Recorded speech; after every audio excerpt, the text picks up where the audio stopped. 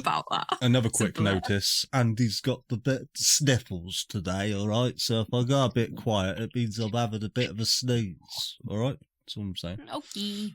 Oh, bless. My son got ill and he's now giving fucking me the illness, I reckon. Bastards. Right. Well, welcome back to Echoes of the Past. It's been a break for us, but not that you'll know that, because I still just release the episodes weekly. Yeah, that's how that works.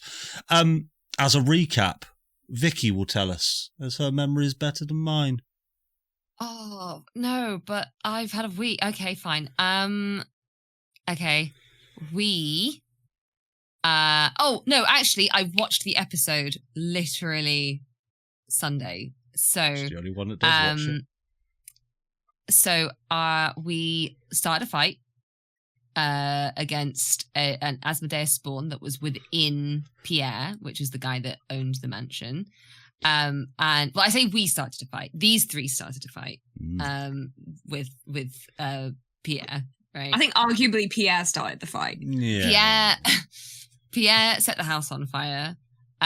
These guys started trying to fight him off to get the bigger part of Julius's family out of the room. In the meantime, Flopsy went down the dumbwaiter with Amy and managed to get Amy out with Henri.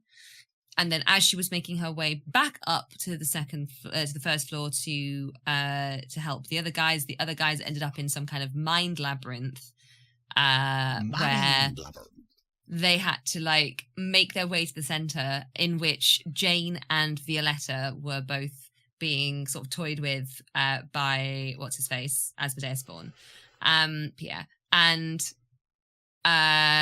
Julius nearly killed himself. Yes, literally. And then as they and Lugus thought that he'd killed a child. Yes.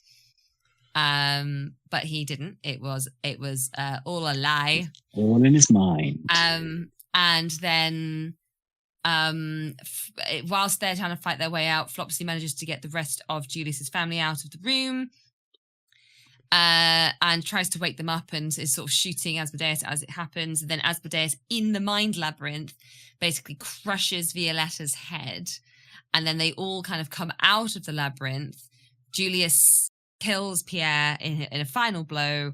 And then as we're trying to get Violetta, who now seems to be in this kind of comatose state, out of the room, Philippe, Pierre's son, downs Julius. And then out of a Lugus hold person and Flopsy putting a rapier to his throat, Julius decides to take the moral high ground, does not kill him, leaves with Violetta, Hugh, and everybody, and then Flopsy stabbed him in the throat, telling him that he couldn't move on. And then they all left, made their way back to Caleb Horns's house that Henri was staying in. Amy was there, all safe. We took Violetta up to the bedroom where we laid her on the bed and we tried to kind of figure out what's going on. And it turns out she is comatose, I'm just saying. Yeah, that her mind is gone, basically. Asmodeus seems to be holding her mind, her consciousness prisoner, whilst her body is in this kind of weird stasis. And Julius was kind of coming to terms with that. Downstairs, the door opened as we ended, as Janus and Caleb entered the room, and Lugus was not too happy, and he was making tea. Very important detail. And with that lovely recap, Caleb and Janus Brushtail were stood in front of you, Lugus. The scene is yours. What would you like to do?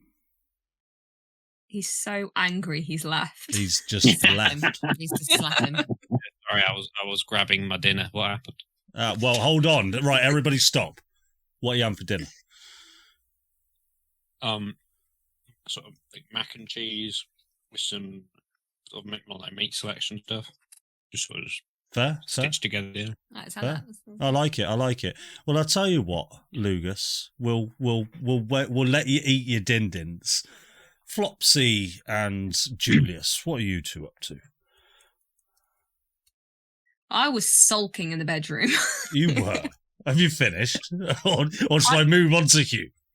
No, I'd like to sulk for another 4 hours of the session, please. Okay. I'm not gonna sulk. Roll for sulk. I won't keep sulking. I'll sulk for a reasonable amount of time. Okay. And then I will. Okay. With a sense of determination, stand up and go over to, I think Flopsy was, I'll give Mum's hand a final squeeze, and then I'll go over to and open up the door. I think Flopsy was outside somewhere. Yeah, it's worth mentioning that the moment that you do that, your mum's hand does feel very sort of, not cold, not like it's a dead cadaver, but it's lost its warmth. It's almost lost their soul, if it were, if you believe in that sort of thing. Oh God! Imagine that phone call for the GP. My mum's lost her soul. Please. The moment that you open the door, Flopsy will immediately stand right up on her feet and sort of look at you expectantly. And Julius will he'll just stand there for a minute, kind of staring at you. And then he'll stride over, and in a very passionate scene that isn't PG rated, kind of push you up against the wall and give you a very passionate kiss. Oh, didn't know that's where that was going. Yeah, surprised you, didn't I? Just a bit. Yeah. See what happens when you get your tea a bit late, Adam, but this is what I got to deal with. All right, we could have started with the fucking squirrel. Only to me It's to not the fill in. reaction. It's not the reaction I was expecting from my mum's just fallen into a coma. Give it time. Sorry, Julius and Flopsy. Don't describe it in too much detail, but we get it. No, that's it. Okay. And then he'll just pull away, and he looks a little like, I want to use the word manic, but not insane manic, like determined manic. And he'll just say, what will he say?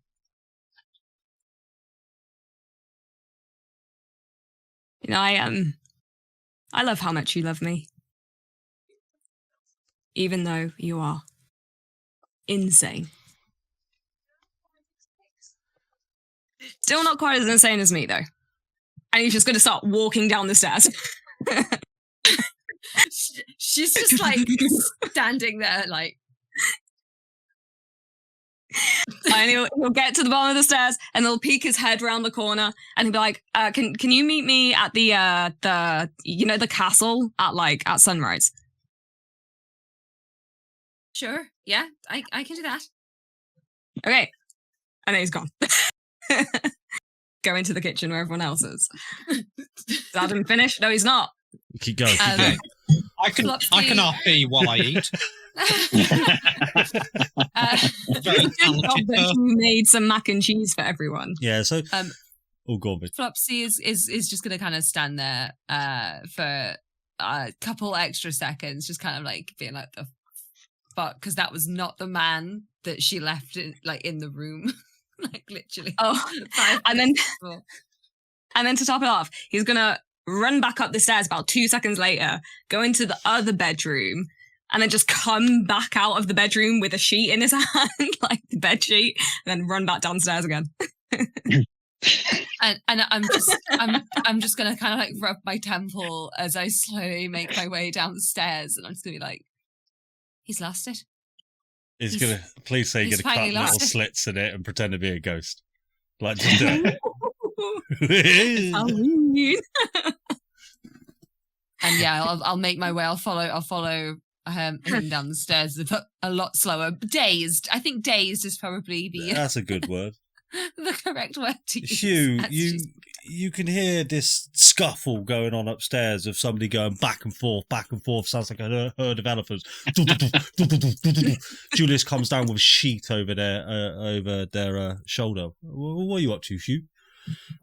I'm making tea. I mean, that's it.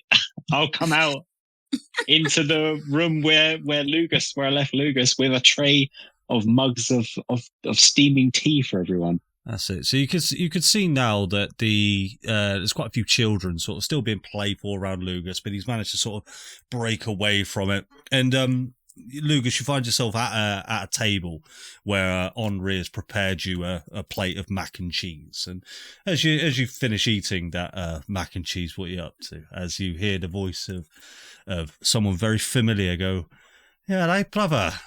Is that you?" Well, to not break the continuity of the end of the last session, I will finish off my. I'm sorry, brother. Is that what noise are you making, brother? Sorry, I had a mental hiccup. Janus, where have you been? Fantastic, and just But I was burning. for everybody's clarity, you will see a creature looking just like Lugus, a Ratatosk. I don't know, Lugus, do you want to describe what Janus looks like? And I'll add a few little details for you. I mean, he's pretty much a carbon copy of Lugus. Like physically, appearance-wise, but I guess he's got like, I don't know. Lugus doesn't really style his fur, but this guy's fur is like slicked back. With like his ears are like pointed back and up almost unnaturally. And he's just like his nose is also, I imagine, you recognize Janus more from his posture rather than his physical appearance, but he's got this really cool like autumn leaf cloak on and he's holding like a scimitar. Cool. Looks pretty cool. Anyone else in the room as well, and Lugus, you would know what this is, but you will see that Janus wears this sort of silver pendant brooch, almost just on the side of one of his breasts, on his robe, and it's this intricate inlaid metal brooch that sort of depicts a sword, a moon, and a sun, but it's sort of all manner of sort of divine deity, sort of what's the word? Religious stuff. It's a small metal pendant. And Lugus, you'll know this as the pendant of the champion of Tyr. This was given to, well, you assume this was given to Janus a long time ago back in the Golden Canopies. You know he's had it for a long, long time.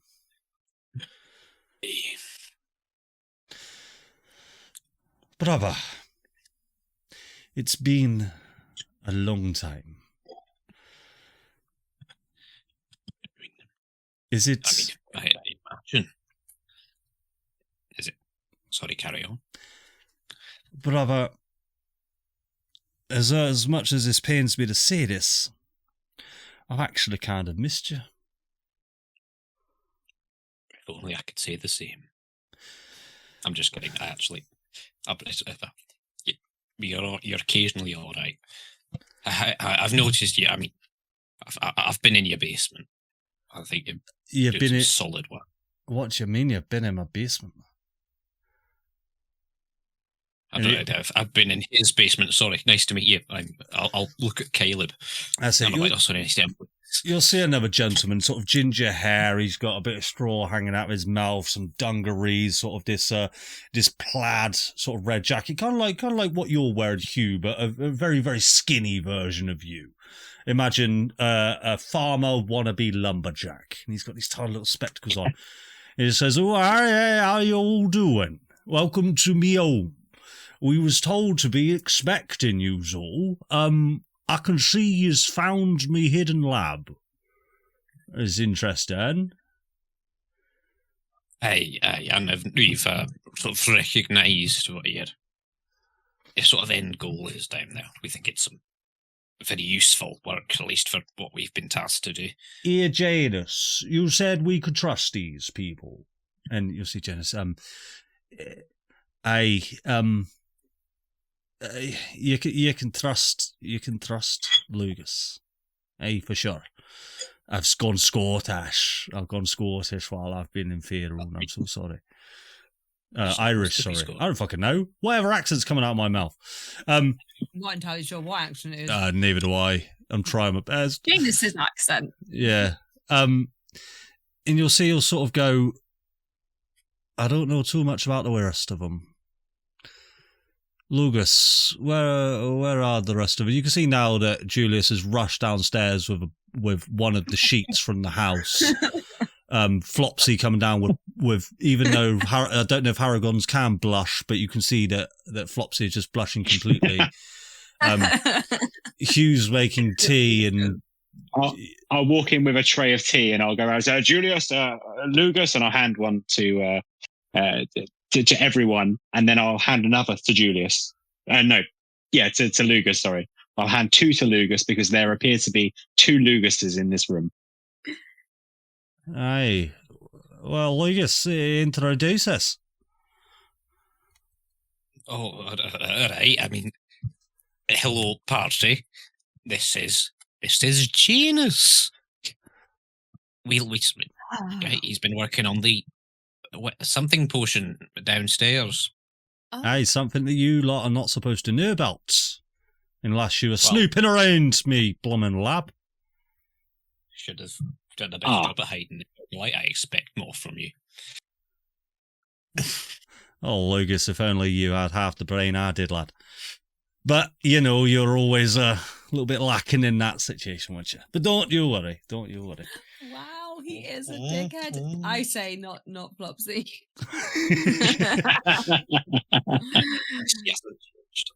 Janus is amazing to meet you. We've heard such good things. I'm sure you have. As Lugus told you about all the times that I helped tear out, always sent upon the most the pinnacle missions. Isn't that right, Lugus? You was always given the really shit jobs, weren't you? Yeah, he did. That's exactly what he said. Great to meet you, buddy. I'll look around the room at the fact there's like 14 kids. I don't know how many kids are in 28. 28 kids. And I'll do like a little. I can't do it. Can anyone do it? I can't do it. No. Yeah. I want to do it. I do one of those. I wouldn't want to do it over my microphone. No. Like kids. And I presume they look at me. Right, come on. Roll a persuasion check. Mate, can I do it with advantage because I'm the boss? I mean, no, I haven't seen you for a while. Janus is going to attempt to roll a contested intimidation check on the children, no? Oh, what? Janus? Why is he intimidating my family? Because you're whistling to make him dogpile him or something. He's not having that. I'm not trying to make them dogpile him. All right. Well, he's being intimidated anyway. I'm not trying to make them dogpile him. I was about to take them home. Oh, all right. All right. Janus just blocks the doorway. Yeah, Janus just goes, there's a lot of you kids. I'll see what you've done to my brother. All right, I'm stronger than him. I'm better than him, and you won't get the best of me. And the kids will come up to you, Julius. Yes, yes, Julius? Cool. Well, Janus, it's been a pleasure. See you tomorrow morning. I've got like a lot of like 2 to 4 year olds to get to bed, so we're gonna just pop back. Yeah, private DM with Julius, psychic DM. Yeah, I'd watched them around him. He was a bit.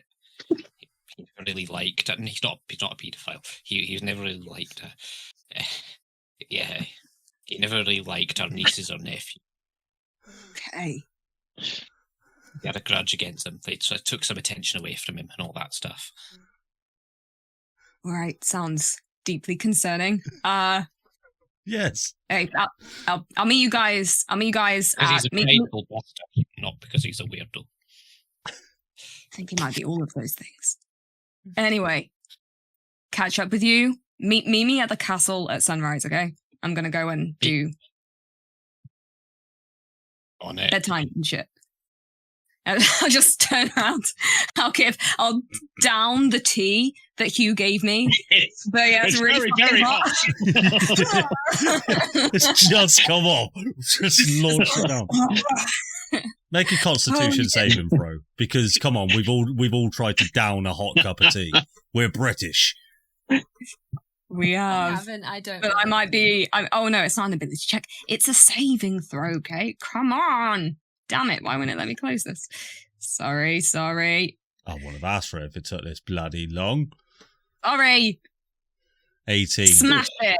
That's it. With a 22, it burns going down, but you sort of just, that determination, that fire in your belly overcomes the heat of this pure hot lava pouring down. But it tastes bloody damn good because you made it. And I'll scoop the 2-year-old off where I imagine they're trying to like grab Lugus's tail, and then I'll grab a 4-year-old and like chuck it over my shoulder. And then the other as one they're like runs off. squealing and kicking and shit. Yeah. And then I'll kick the door open. And I'm like, come on, kids, let's go be feral. And I'll just lead, like the Pied Piper, lead all the kids out of the house. Okie doke. Yeah, by all means. What I'll say is, where are you going? Are you going? I'm going to go home. You're going to go back to your house. Okay. We're going to go to our house. Cool. What I'll say is, yes, completely fine. So it is starting to get dark. Well, it is dark now. And as you walk through the streets, you can see a lot of sort of, not comatose, but very lethargic people. Sort of look like they're all just sort of sleeping on the streets and all just sort of getting up, rubbing their eyes, shaking their heads. But as each one of them does, they sort of just stare at you and your family, almost in awe slightly, as they sort of just come to their senses, and they just stare at you even a little bit more. And others, just with your sort of passive insight that I'll just give you, because you insight check everybody, is you can see that some of them almost want to say something to you, but then stop themselves slightly. And you make your way back. But we'll stick with these three for now. So Flopsy, Hugh, and Lugus. What are you three doing? Sorry. Yeah. So, who told you that we'd show up here? That you'd be expecting us? Believe it or not, brother, Tyr himself. He told me. When did you? Hey? I believe I was asking a question you were just about to answer on your volition. Please carry on. He told me that on this day and in this year, you'd show up here.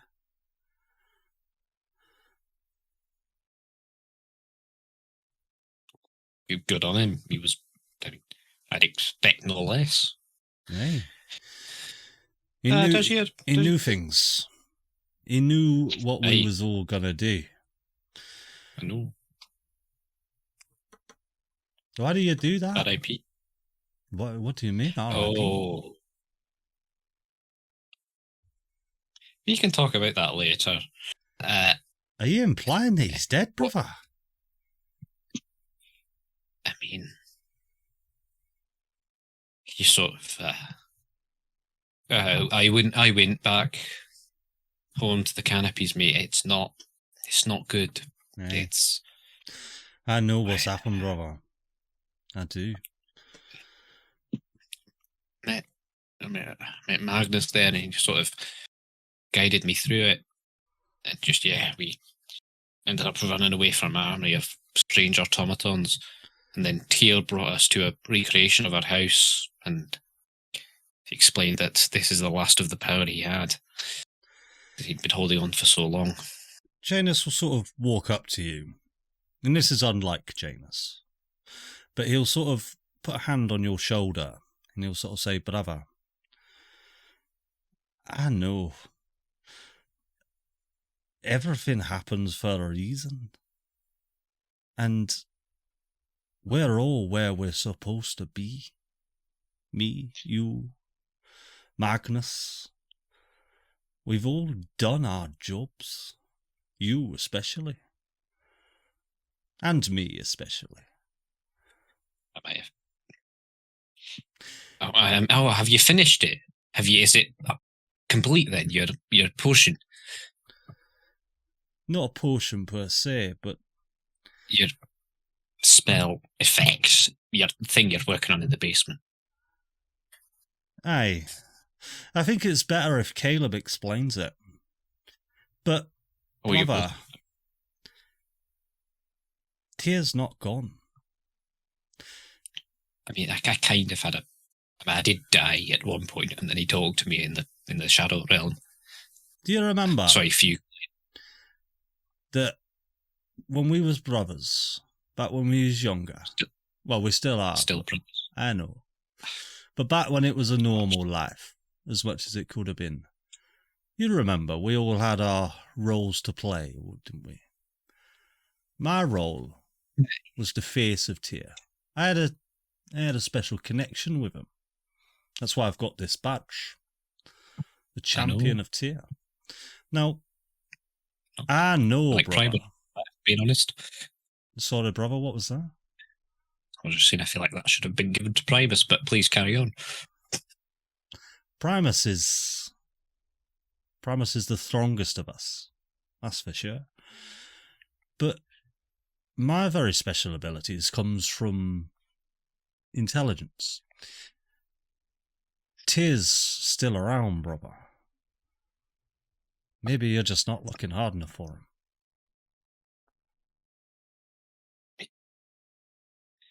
him. Point me in a direction, mate. I mean, if he's in the fugue plane, I might have seen him there, or at least heard him. If I were to point you in a direction, then you'd head off the direction you're already going, lad. And from what I can see, that direction is doing you well so far.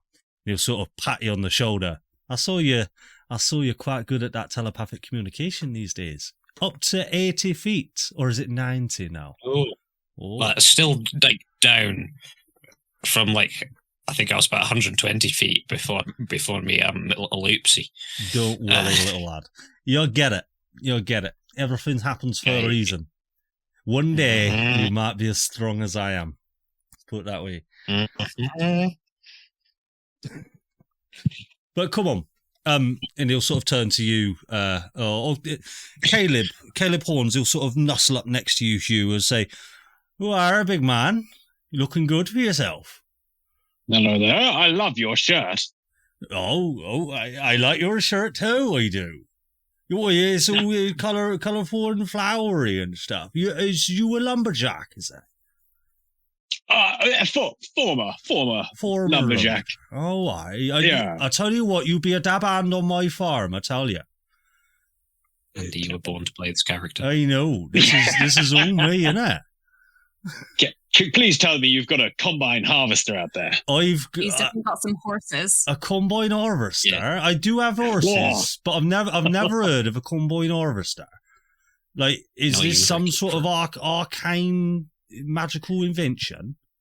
It's a legendary invention. Wow. Yeah. Well, absolutely. I assume you lot would want to know some answers to some questions. I don't know where that went there. We would like to know some answers to some questions. Well, quite a lot of questions, to be honest. You've looked around my lab, so I'm sure that you've answered some of your own already. But if you'd follow me, I'll take you down and, ask away. Come on. Well, yeah. So from what we can see, you're trying to come up with a way to kind of weaken a god, if that's correct. In some respects, yeah. How? Well, it all depends on the god, you see. Not all gods are born equal. Now, our main priority is taking down that shithead Asmodeus. He's a prick. Right, twat. I know. He was living in that castle, and I'll point out the window. I've had chickens nicer than them, and those chickens be right bastards. Oh, yeah. So, How does it work? Like, how do you administer it? Well, you see, What's in it? It's not a potion per se. We initially thought it was going to be a potion, you see. Turns out it wasn't. Or, well, some were. It depends which god you want to take down. Asmodeus. No, not a potion, sadly. No, a little bit more complicated than that. Okay. Come on down, I'll show you. And he'll head down to his alchemical lab. Sure. On the way down, can I just subtly ask an off-topic question? Yeah. Just curious if you smoked. If I smoke, well, of course I do. And he'll pack out his little pouch of rolling tobacco. You fancy one, little squirrel? I wouldn't have thought you'd be a smoker. Maybe later.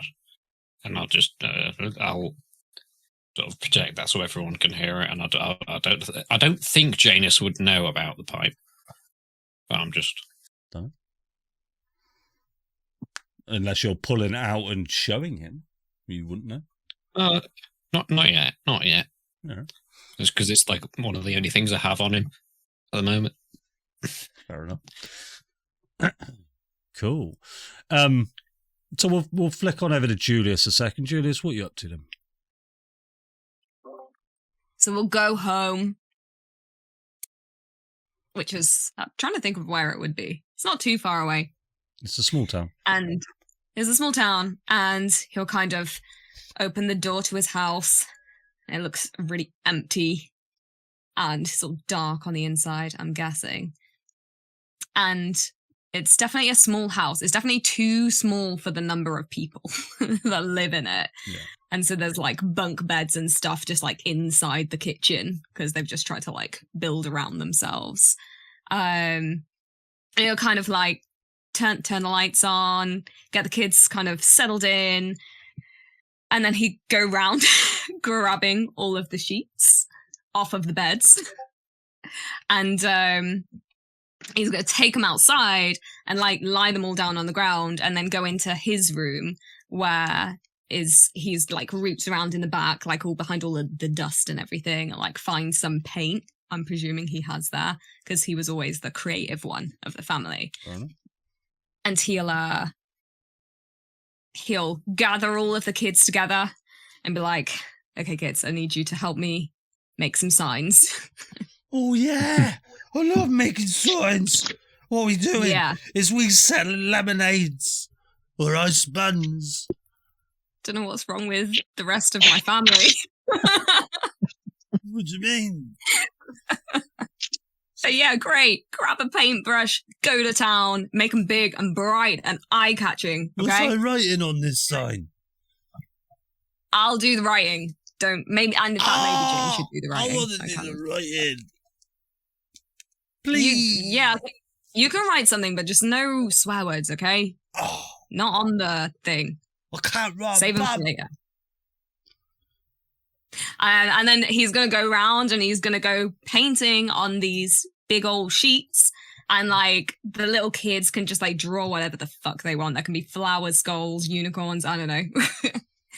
And I imagine there's like a paint fight that kind of breaks out at one point. Yeah. Do they? Sure. And just having like a good time fucking about because they've had a quite a bag load of trauma the past few days, the past few months. And once all of these sheets are like painted up and they'll say, what will they say? Like castle sunrise. That's it. Then they're going to go, he'll take some of the older ones like Jane and Theo and the other one, Thea, and hang them up like around the town. Okay. You'll sort of, as you hang one up, I'll say your siblings scurry off down all the side streets, down all the alleys. You'll see a sort of this old lady sort of approach you, and she'll just sort of it's only sort of around 4 foot tall and a small little walking stick and one of those small little handkerchiefs round her whole head. Oh, hello, dearie Julius. What's this in aid of then? Oh. Hey, Gladys, I didn't recognize you with the teeth. No, I'm Dorothy, dear. Gladys be me sister. She died. Did she? Oh, shit, I'm sorry. A terrible car accident. Oh my god. Okay. I didn't know we had cars here. We're much further advanced than I thought. You remember Dorothy as being a bit cuckoo. Oh yeah. What's the sign? What's it say? I've got my glasses on there. It says. Well, okay, don't read that bit. That's fucking Theo. Okay. Why does it say? Don't read that word. Oh. Yeah. Oh my god, what have I just done? I've plunged myself into darkness. It says castle sunrise. Why? Dorothy. The castle's a big pile of rubble, dear. We'll just go to the bit of it that's still standing. All right. Any context, or are we just trusting a Trent, one of you's family? Are we just trusting you, or? I mean, you don't have to fucking come, Gladys, okay? If you don't want to.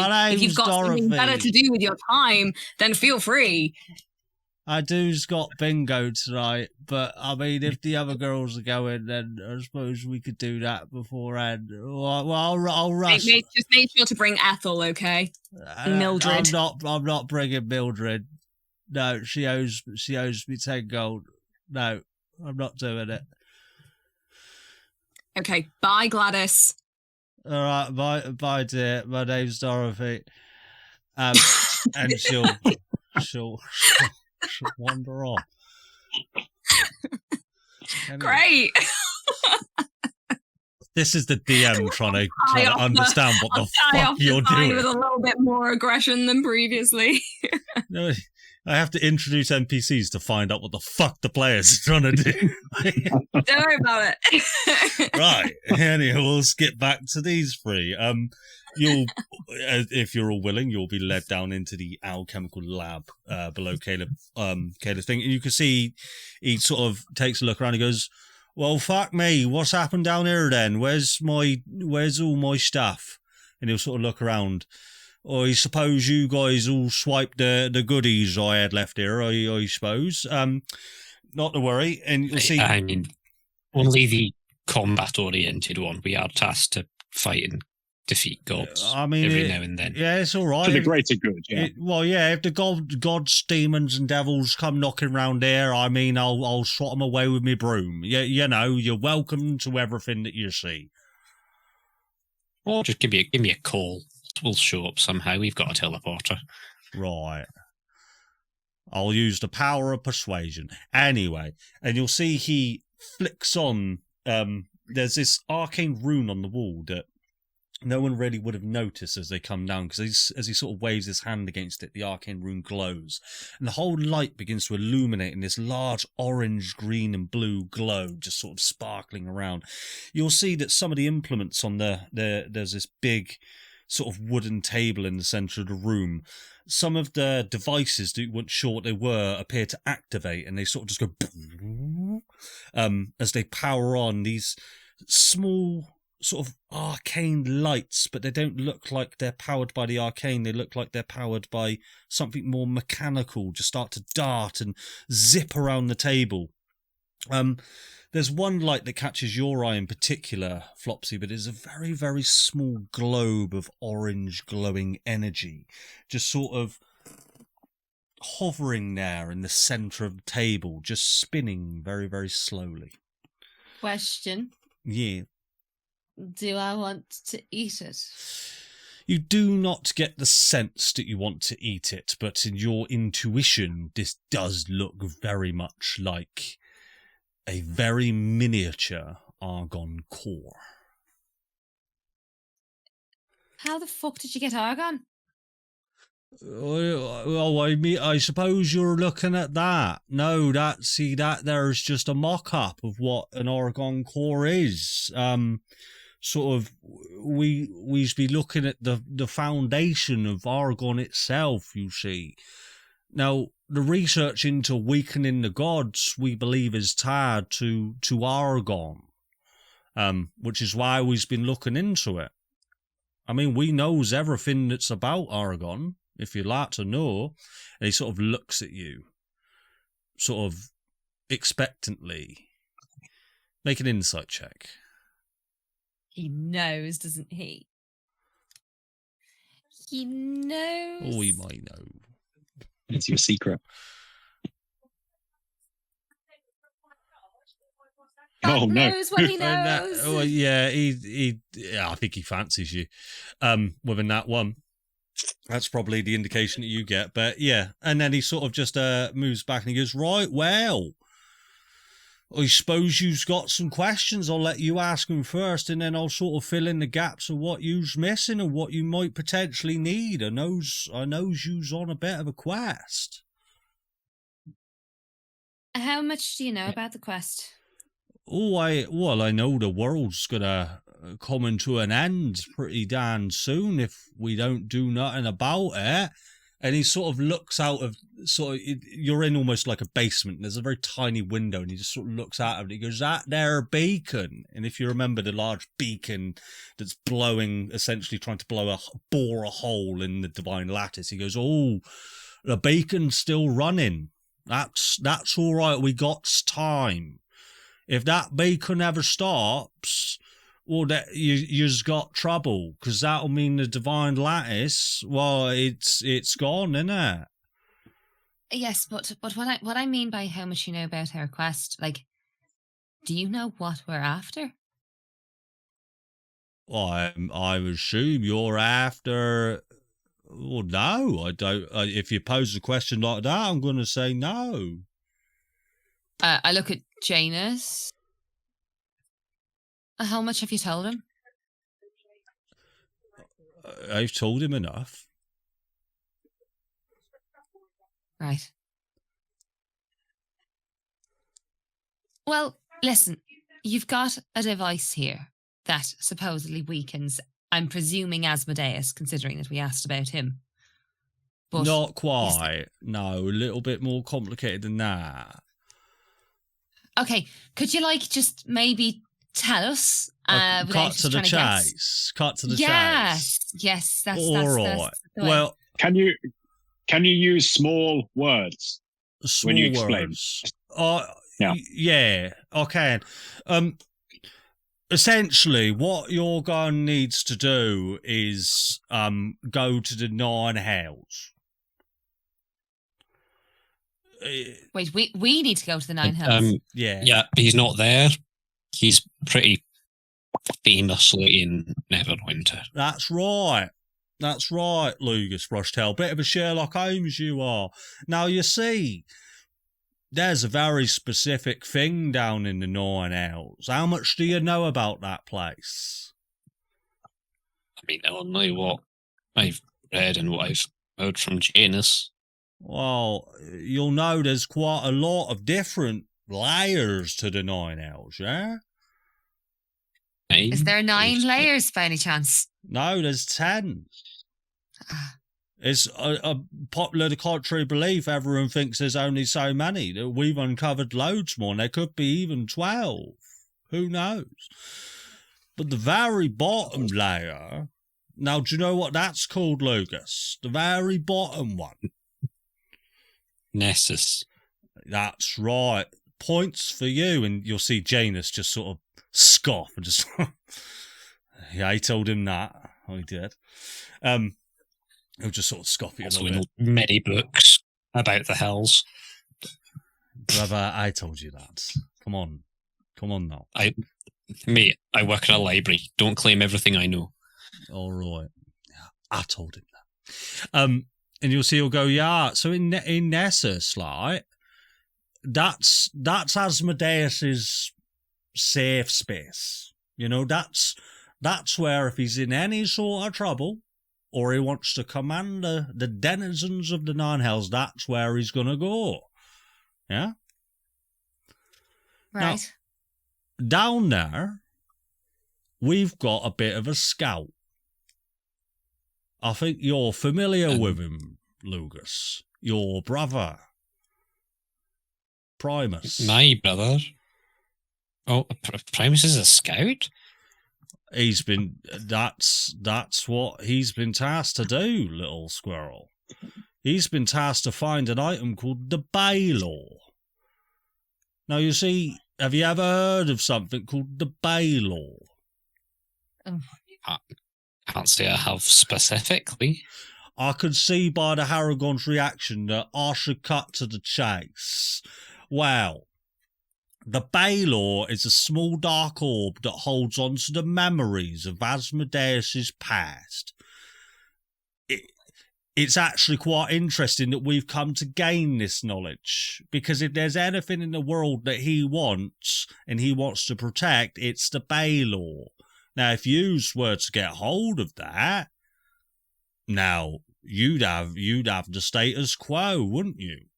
What is it though? What exactly is it? It's just where he keeps his memories. You see, he has a certain amount of things that guy wishes to repress and forget. He did live a life before he was a cunt. So did Janus. Aye. But there's two ways to go about this, you see. Well, three if you look at it. The Baldur, if you were to obtain the Baldur, well, there's not much Asmodeus wouldn't do to try and get it back.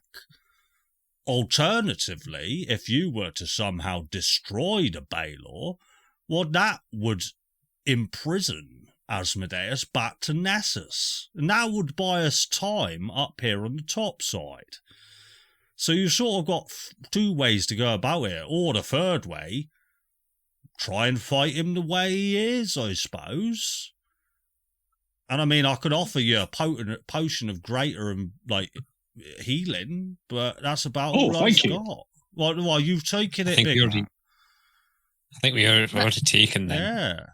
Question. So, right, coming back to the original question, what is this? And she's going to point at the...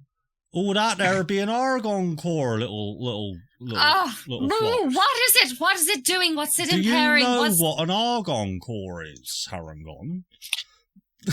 Yes. I have quite intimate knowledge of Argon. I'm really enjoying this character. I don't know why. You'll see Janus. Janus comes over and you'll say, "Hey, well, I'll take this one." You see, as much as my friend here will tell you about Argon cores, how much do you actually know about an Argon core? Flops or Violet? How much do you know about? How do you know that? I know quite a lot. Your name's not Julius, Lugus. Have you been perving on us? I haven't been perving on you, no. I've just been kept up to date. By who?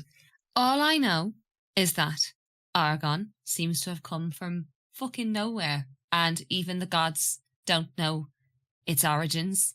I know that it seems to oppose divine power to a point where it actually seems to negate it, and that it can be used as some kind of unlimited battery power. Oi, well, yeah, you got most of it, yeah.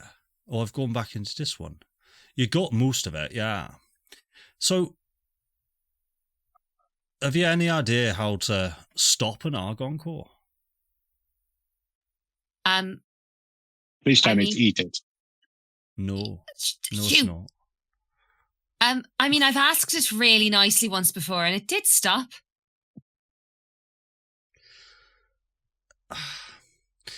You see, he sort of... I'll sort of give you this on your insight, but you get the sense that he's he's trying to be delicate in the way he says things, as if he knows something. Yeah. He'll take the argon core in front of him, this small little device, and just say, well, an argon core is manufactured by condensing argon down into like these ingots. Yeah. These argon ingots are then compressed and catalyzed together with the use of a substance known as rinstone. Are you familiar with rinstone? Know rinstone very well. You know yes. rinstone. Aye. They combine that sort of argon mix with arcane magic and heat. Now, that process, we don't know too much about it just yet, but there's one group that does know everything about that process, and that's the Gritzen. You are familiar with them? Unfortunately, yes, quite familiar. Well, if you are familiar, if anyone who is familiar with that process can create an argon core, that's the intended nature of it. Now, I'm going to stop the accent for this just to explain it, because it's hard to explain it in the accent. Wait, hang on a second. So the way that he's describing it, you know that time where I had the option to snort some rinstone, and I have argon in me. Yes. Would that have not been a good? Is it lucky that I didn't? This is all kind of like what's going through Flopsy's head. You've no idea. You've no idea. You never did it, did you? No, I didn't. Thank fuck for that. I don't really want to make an argon core inside my fucking stomach. Nasty DM setting these things up for you, wasn't he? But you avoided them nicely. And yeah, you'll see Jada say, well, so this is only the first step.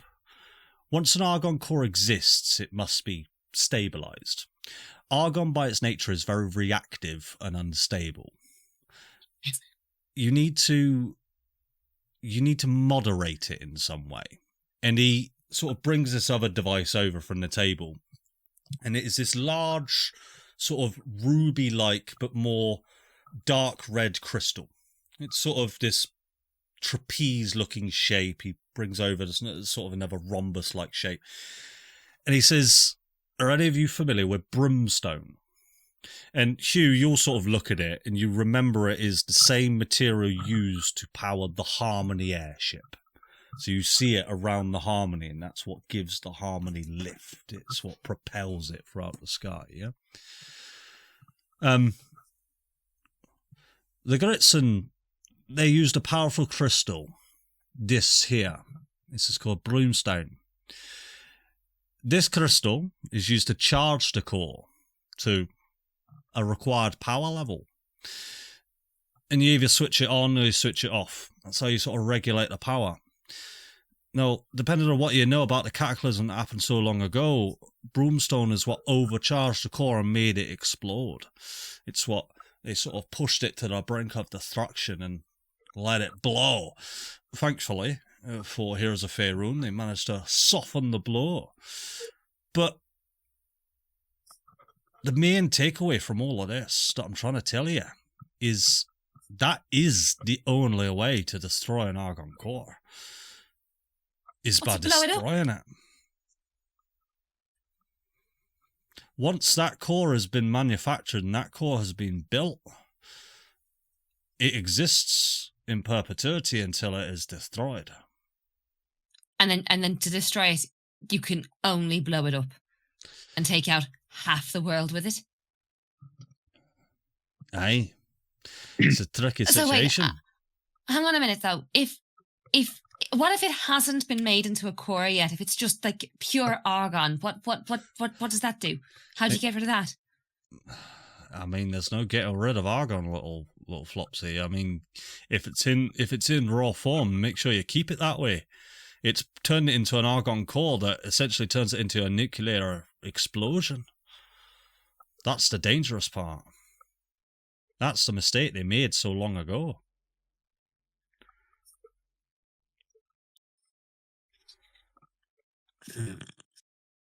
What is it? How big is a core? I mean, a core can be of any size, but the core used at Baldur's Gate, Waterdeep and Neverwinter all those years ago, about 15 feet radius, 30 feet diameter. 30 feet diameter. Okay. And 15 radius. But what is Argon? Like, do you know anything about it? Like, where it came from, what it is? No. Who put it here? Not a clue. Nothing. Not a clue. Nobody does. That's going to be one mystery that's left to the ages. Where's Mum?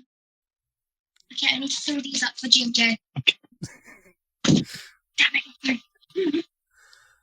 I mean, if you ever find out the answer to that, be sure to let me know. Yeah, I'll ask it. Well, I suppose that's all. That's what we got for you.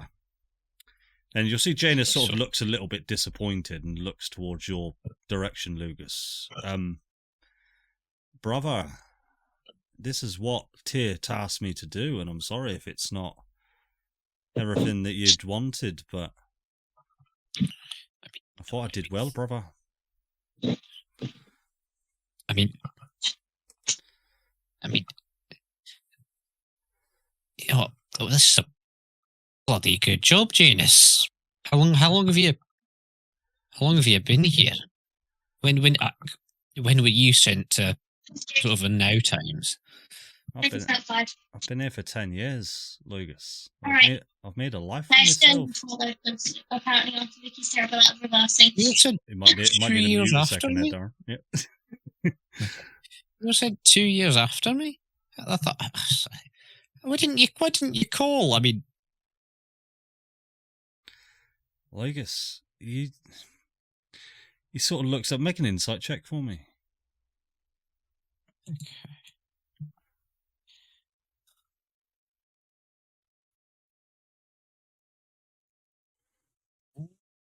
17. You'll see that Janus sort of looks down and he looks a little sad.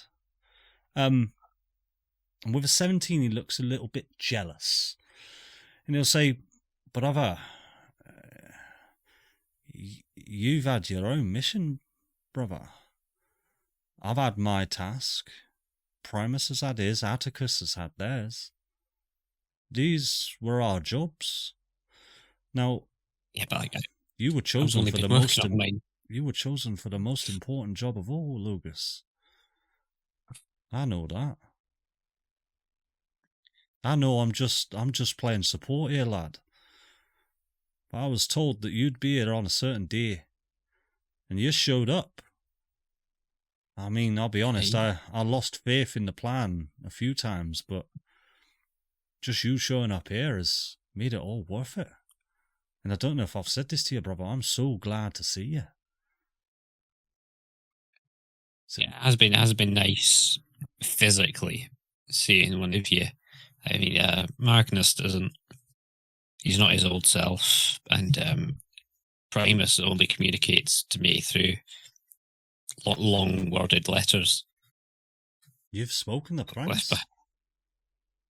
I mean, he's left down. I met him, not met him. I saw his portal that he used to get to the Hells, and he left a bit of his armor with a letter on it outside. Do you know where are the others? Have you been? I'm assuming you know more about our collective plans. Do you know what Alexis and Atticus are up to? I've no idea what Alexis is up to, lad, but I'm pretty sure I know where Atticus is. Well, last I heard of him, he was sent down to Faerûn in this time to... How much do you know about the cataclysm, little lad? I mean, I've read the first 3 chapters of a terrible book that sounded horrible. to experience. You're But, aware like, of the four heroes, though. Yeah, I've seen them, and apparently Flopsy has talked to a couple of them through some strange dream-like mechanism. Well, that's where Atticus is. He's trying to save them. He's trying to get them out. Oh, okay. Can we help him? Yeah, I mean, I don't know. at least put us in contact with him. How have you been talking to him? He contacts me, brother. I haven't had contact with him for the last 3 months or so. I'm worried about him, brother. Hey,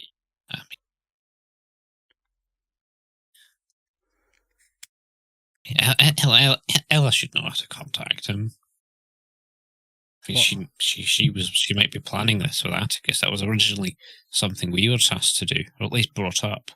Quite possibly. She is a powerful individual indeed.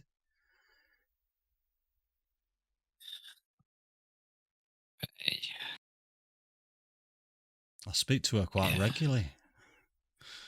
Ella? Aye. What the fuck? You know what? I'm so glad that Julius isn't here right now, because if he heard that, that would be like trust completely gone. What? I even asked her to come to walk over to the castle when it first started burning down. I don't think she ever showed up. Well, we're going to get to that. I've got a note for that, don't you worry. Brother, It's really bad. It was imperative, brother, that you succeeded in your mission. And you've done that. You've done everything that you were sent here to do. Ella's job was to guide you.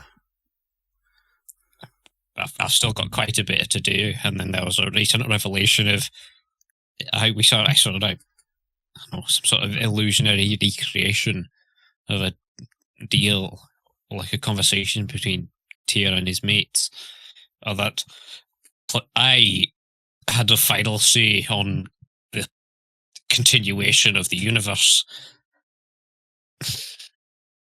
and it made me feel a bit pressured, if I'm being honest. Go on, brother. Sorry? I said, go on, lad. Tell me. It's just a bit, I've not been as efficient or as good at my tasks, and or you lot have been working on your jobs ever since you got here. I didn't know I had a job until like 2 months ago.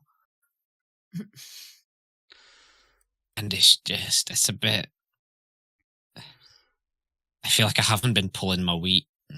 And even before all this happened, I was a bit, there was that, I don't know. Brother. I haven't talked to you since I got cut off with flipping Galland. He's going to put both his hands on your shoulder, and he's going to look you dead in the eyes, and he's going to say, brother, you've done so much. And he's going to look up to Flopsy, and he's going to look up to Hugh, and he's going to think of Julius. He'll say, brother, your job was to guide Galland. But not just Galland, your job was to guide these people here. You've done a spectacular job. Without you, and he looks to you two again, they'd be fucking dead. Look at them. Don't interrupt him beefing me up. He'll put both hands on your shoulders and he'll say, Lugus, there's a reason why you was picked to do this job. Tyr saw pure greatness in you specifically. Now, brother, I've always been jealous of you, brother. I'm sorry. I really don't know. you got all the fancy stuff. You got your cool sword and your fancy shoulder brooch. I didn't, and your brother. whole champion face a tier thing. And you got to go on a holiday way more than we did. I've got a confession to make, brother. Do you remember that sleepover you had when we was younger? For your birthday? We live, all 6 of us, in the same house. Aye, but you next to each other. You brought your friends over, didn't you? It was your birthday party. All them young human ears. Aye. My best friend. I found out that Tyr, he'll sort of take off the small little brooch that he's got on his shoulder and he'll say, "Brother, this is yours. When we were kids, I stole it from you." You dickhead. Brother, this has been yours the entire time. I've just been so embarrassed to say. And I'm really sorry. I mean,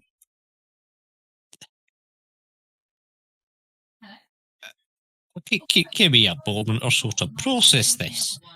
Does that mean were we supposed to have, like, each other's jobs? Or was I always meant to be the guiding guy? Or was that more of a... No. That was always my job, brother, but... he was always Tyr's champion. Okay. Look at me. But... okay. You know what happens to a champion when their god perishes, don't you? It's your job to take their mantle. Oh, okay. Oh no, alright. I'll give it a go. But you're alright, little I've not reached the same Tyr's not dead. moral high ground. Tyr is not dead. Yeah, you did see that. Where is he? I mean, can I have a brooch? I don't know, lad. I don't know. I actually don't know where he is.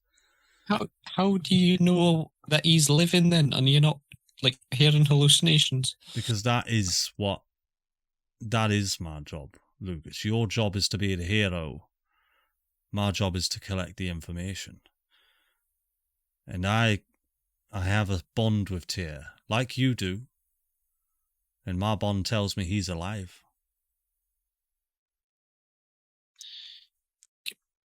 He did a whole, like, dying speech to me and my party, and it was all very sad.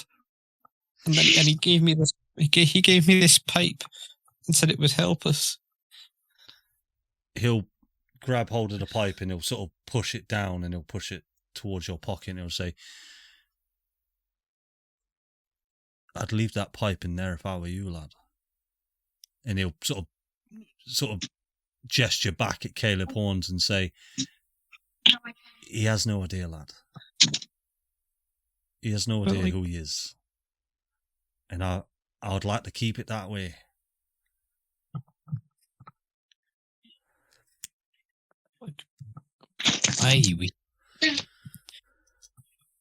This is a psychic private DM. God on Lathander's scale would be an amazing help, influence, even a newly awakened one. If we've seen it with Sylvanas, that it can grow to be very strong. And someone as morally aligned as the God of the Dawn would be a big help. Ultimately, and brother. In case you're worried, I'm gonna leave. He won't leave. Stop. He won't. He's not going to stop being Caleb. It's been drilled into my head time upon time. When you awaken these divine powers, you don't forget your life. Artifel was 100% Artifel until the moment he sacrificed himself to resurrect me, even after he learned of his Sylvanas origin. I don't know how long you've been meat, but he's not gonna. He won't stop being your meat. He's my best friend, brother. He's the only one that's been here for me this entire time. He'll continue to be your best friend. We'll Janus is a terrifyingly powerful foe, and well, the amount of gods we've managed to sort of round up are the gods that have, let's say, been with us the whole time, and we've not actually rounded up shit. Big fat zero. We've discovered a couple gods quite close to home, but of the gods we've been tasked to find, I mean, he won't stop being your best friend. I can see you two hit it off. Let me have a word with him, brother. If you don't mind. Just let me have a chat with him. And you'll take the brooch, like I said, and you'll place it in your hand. This is yours, brother. I hope you can forgive me. Thank you. Maybe someday I will. Oh, shit. I'm sorry, brother. But I hope... That's all right. I hope you find it within yourself to forgive me one day. But most important of all, I hope you use the information that you've gleaned from this. Find the Baldur and destroy it. How sort of... If you were to order finding the Baldur and destroying it with, I don't know, recruiting some other gods, where would you put that on like a level of importance? Brother, that's up to you. Oh no. You know how much I detest decisions. The way I see it, brother, if you want to stop this madness, if you want to save the world, like it was always destined for you to do, you're going to have to go through Neverwinter. And that's where Asmodeus is. You need to stop that beacon. Now, you can either go straight for it, or you can find a way to weaken him. It's your choice. I prefer to weaken him. I did die when he sent one of his lackeys. So, all I'll say is, lad, going into the hells, I'm going to make it even harder for you. Once you enter the hells, you will have 12 hours to get in and get out. Is that like a law or rule? Primus will tell you more if you get there. Okay. He's made some friends. Let's put it that way. He's made some allies down there who you're going to be interested to meet, but when they kickstart it all off for you to attempt to go and collect that Baldur, you're going to have about 12 hours before Asmodeus knows you're down there. And he's going to come for you. Yeah, I'm very glad we have. Now, he does have a bit of an obsession with us, but I should let you know. He sent like 8 different MacGuffins to perv on us from. Oh, did he? Did he show up as an umbrella? Not an umbrella yet. He's been... You haven't seen the umbrella yet? Not seen there's an umbrella? Have it? Avoid umbrellas, lad. He's had me with that a couple of times. Oh, I will, like the plague. Bastard. Well... Did you know this entire town was, like, charmed by him, and he was secretly, like, doing horrible shit in the castle? Brother. What are you on about? I've only been gone 5 days. Exactly. And when you walked back through to this very house, you didn't think all the people currently passed out on the streets. Was that a normal thing for Trent? They did all look a bit drunk, yeah. Aye. Hey, well, that was because they'd been charmed by, the devil. Well, because he'd taken residence in that castle and had possessed a man called Pierre, who was a bit of Yeah, and he's done some horrible shit to Julius and his family. Hey. Well, let me go and have a chat with Caleb. I'll catch up with you all soon. It's lovely to see you again, brother. It really is. You've been better than usual. It's nice seeing you too, in person, with your very nostalgic face. He'll sort of go in for a hug, but then he'll sort of back off and he'll just hold out his little paw for a handshake. I'll push the hand aside and give him a tentative hug. And you'll see that he tenses up like this, and then he just sort of relaxes and he gives you a cuddle back. Hey, good job, Janus. I'm so proud of you. You've been surprisingly humble. But don't forget, Lugus, you might be the champion of tier, but I am still better than you in pretty much every facility. Oh, wow. Then why aren't you the champion? Because tier didn't see me on my good days. Tier, mate. I think Tier is quite a good judge of character, as that was his whole, celestial purpose. Well, maybe he made a mistake. I don't know, brother. But I'm going to go talk to my best mate, which ain't you. Aye. Flipping wow. And I'll tell you why he's not my fair. best mate, and he'll whisper into your ear, because you're my brother, and I love you. Oh. Same. Ditto. Right back at you. My best friend's an elderly sorcerer. Hugh, what's going through your mind at the minute, chap? Well, I'm just playing. I'm staring at this desk, and I'm assuming there's all kind of scientific apparatus, blinking lights, switches, big red buttons. Yeah, that's right. Oh, yeah. He's just staring. He is desperate to press the biggest, reddest button. Oh, well, that would be the miniature Argon core. Oh no. That would be your big centerpiece of the room. That there spinning around in its sort of this orange glow, looking almost like a bonbon in the glittered sun.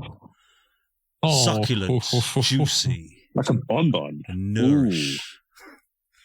An idea crystallizes in Hugh's brain. And he will do nothing for now. Well, push that button, dude. You know you want it. Well, what are you up to, Flops? Mate. I have been thinking for the latter half of that conversation, hence why I didn't really listen to it, which is why I don't know what was said. But I would like to talk to Lugus super quick. Janus just went off to hug his mate. Hey? Yeah, I'll say Janus and Caleb have buggered off upstairs. So, yeah. So, Lugus, you know, you're a guide, right? You guide people, and apparently your mission is to guide us, yes? Apparently so. Could I have some guidance? I cast guidance. the like verbal guidance, not the spell. But I appreciate the guidance. Don't worry about it. Sure. What do you need, my child? I'm gonna kind of like indicate to sort of like come upstairs and find a quieter place. Okay, Hugh, don't push that button. I can see you denying it. Me and Flopsy are going to go upstairs. And yeah, and I'm gonna kind of like, I don't know, go sit down in what would be the well, let's say the kitchen, because the kitchen's been pretty much everywhere that we've been.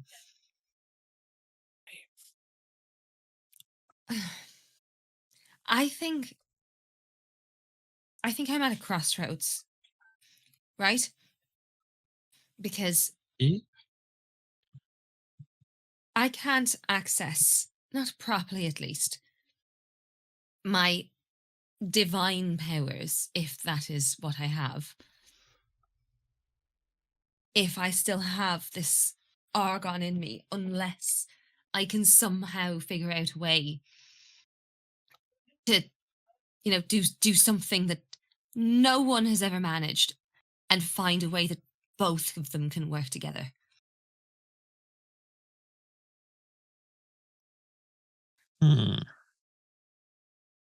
You see, and this is the thing, right? We need argon in some form to defeat gods, right? But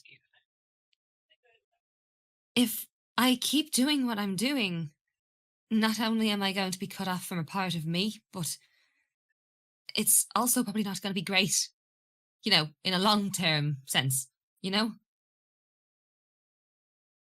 Welcome back, everybody. Hugh, you are currently in the alchemical lab, all by your lonesome, with all sorts of manner of random little arcane devices and mechanical devices everywhere, looking at you, speaking to you. Take me, Hugh, take me.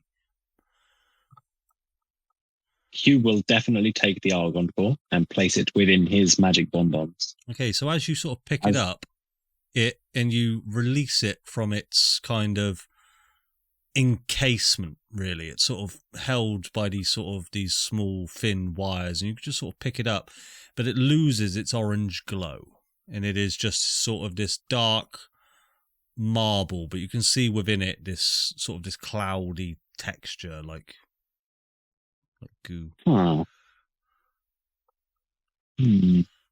Well, in it goes. Because why not? In it goes. Yeah, absolutely. Make note of that. I will.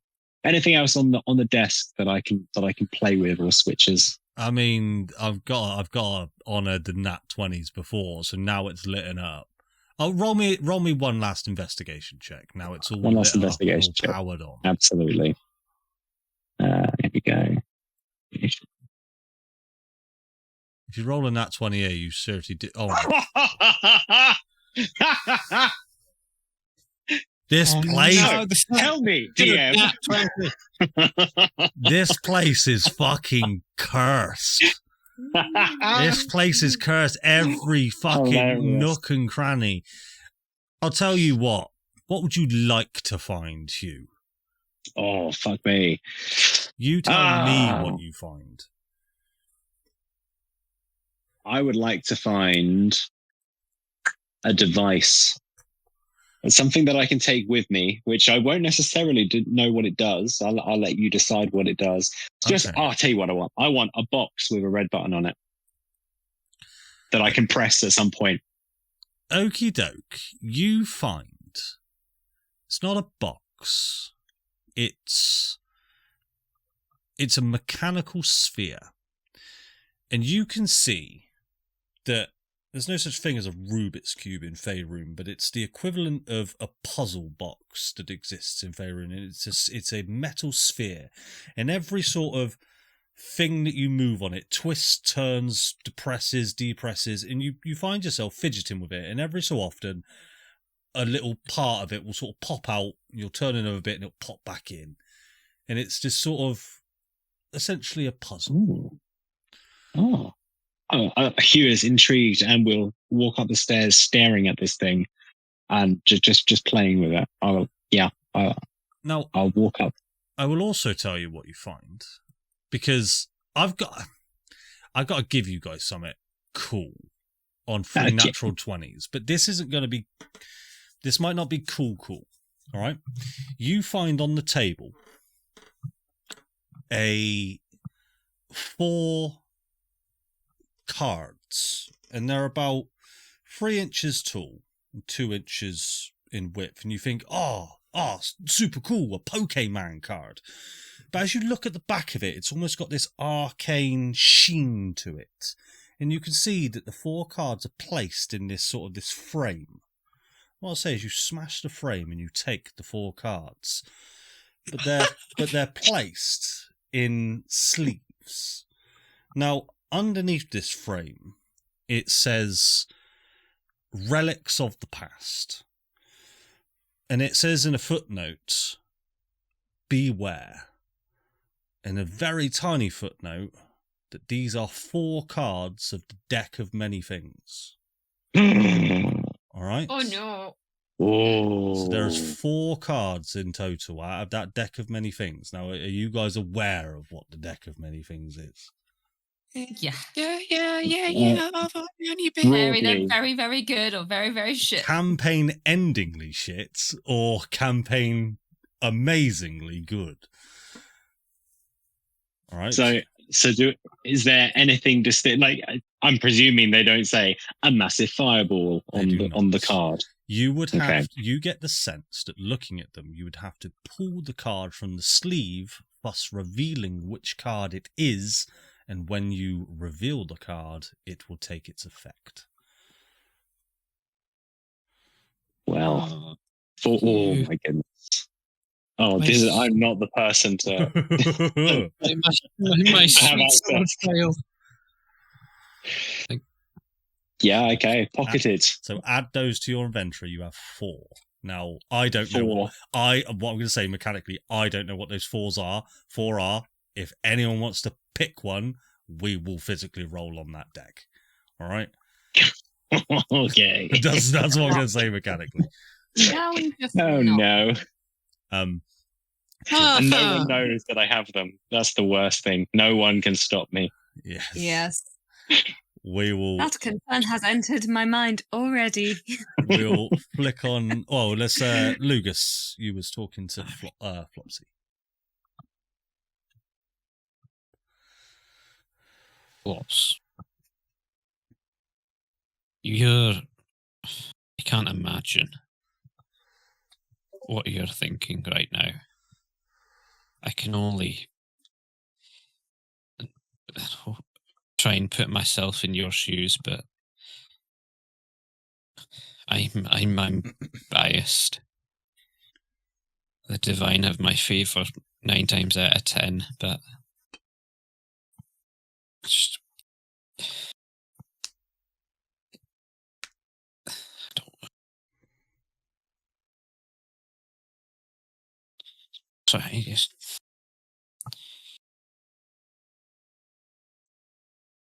try to think what you'll get the most out of.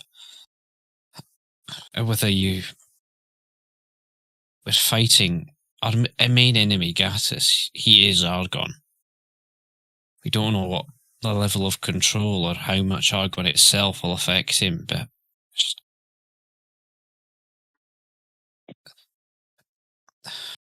this is the thing, Lugus. I managed to control it today. By focusing on the divine energy, I managed to hold it back. That's and I amazing. So much like myself. I haven't felt that free in so long. But I don't. I've been told, even by Ella, I've been told that we might need this Argon in me to defeat these huge foes. But then if I do that, will I lose myself in the process?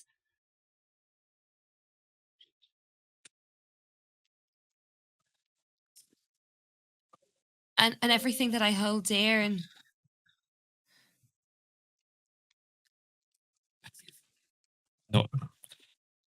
No, if I have anything to say about it, I mean, just. What if I become another Hazel? I'll slap you back into sense before you become another Hazel. There's something I hate to pull the special card, but everyone keeps slapping us right in the face with it. There's something different about us. I mean, Hazel, she was related to Gatis, so that might be why she is survived in her state, but we are weird. I mean, some of us might have held great power in a previous life, and that's why the music just ended, and it's really put me off. I was quite in the mood, and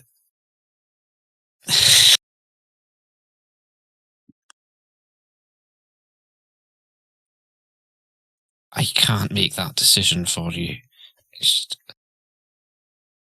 I can just wait, does it have to be you? Surely there's some... Argon is not naturally in a biological form.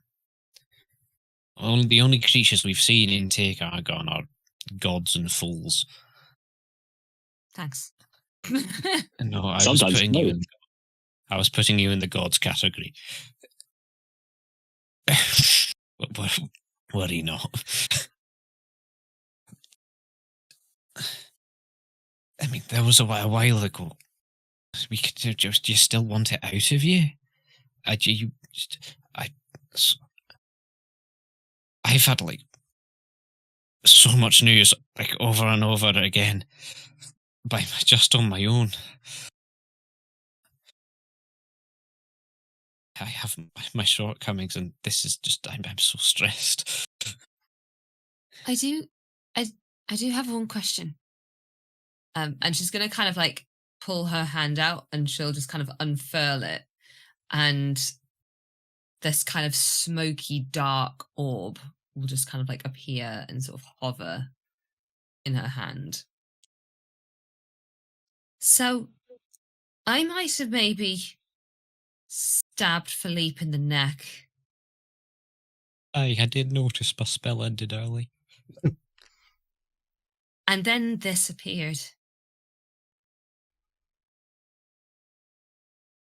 Okay. Is that some? I don't know. I'm assuming the worst in my brain, but I'm hoping you have a different explanation. I think it's him. Have you tried talking to him? How does he feel? I don't know. Something tells me that if I try talking to him, I only get one question, then he fucks off. Something. Something tells you. At least he's not in the fugue plane. No, he might not be going to the fugue plane at all, considering that I told him that he couldn't rest now. That's where you've gone wrong. Oh, that's not gone wrong necessarily. He was a right twat. But that's where you've...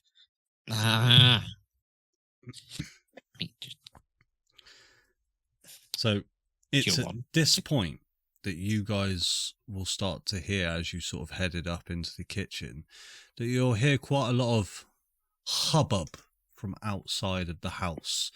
And sort of looking out from the windows, you can see quite a few torchlights heading down the main road. But carry on. I'm going to snuff out the soul trinket. Oh, did you just kill him? No, he's still with me. Don't worry. Can you hear him? Can you used to hear voices? No, he's just kind of around. What's that? And as you like a parade. Yeah, as you with my 23 passive perception. Yeah, you can look through the wall, Vicky. So you sort of X-ray vision through the wall. You can see this almost like a very small parade of people heading down into the centre of Trent, because you're on the very outskirts of Trent, and they're heading into the centre of town. And you can you make out a few words that they say, and they're sort of just like, Oh, I wonder what's going on. Well, I don't know what's going on. Dorothy told us about it. We's missing the bingo, so it better be fucking good. It can't be sunrise now, can it? It's night time. It's pretty late at night. It's getting there. You look at the time and go, "Cool, that's a lot of time has passed." You got to sleep and might get exhaustion. Right. Okay. Listen. I'm going... Have we got a little bit of time before we're meeting Julius at sunrise, yeah?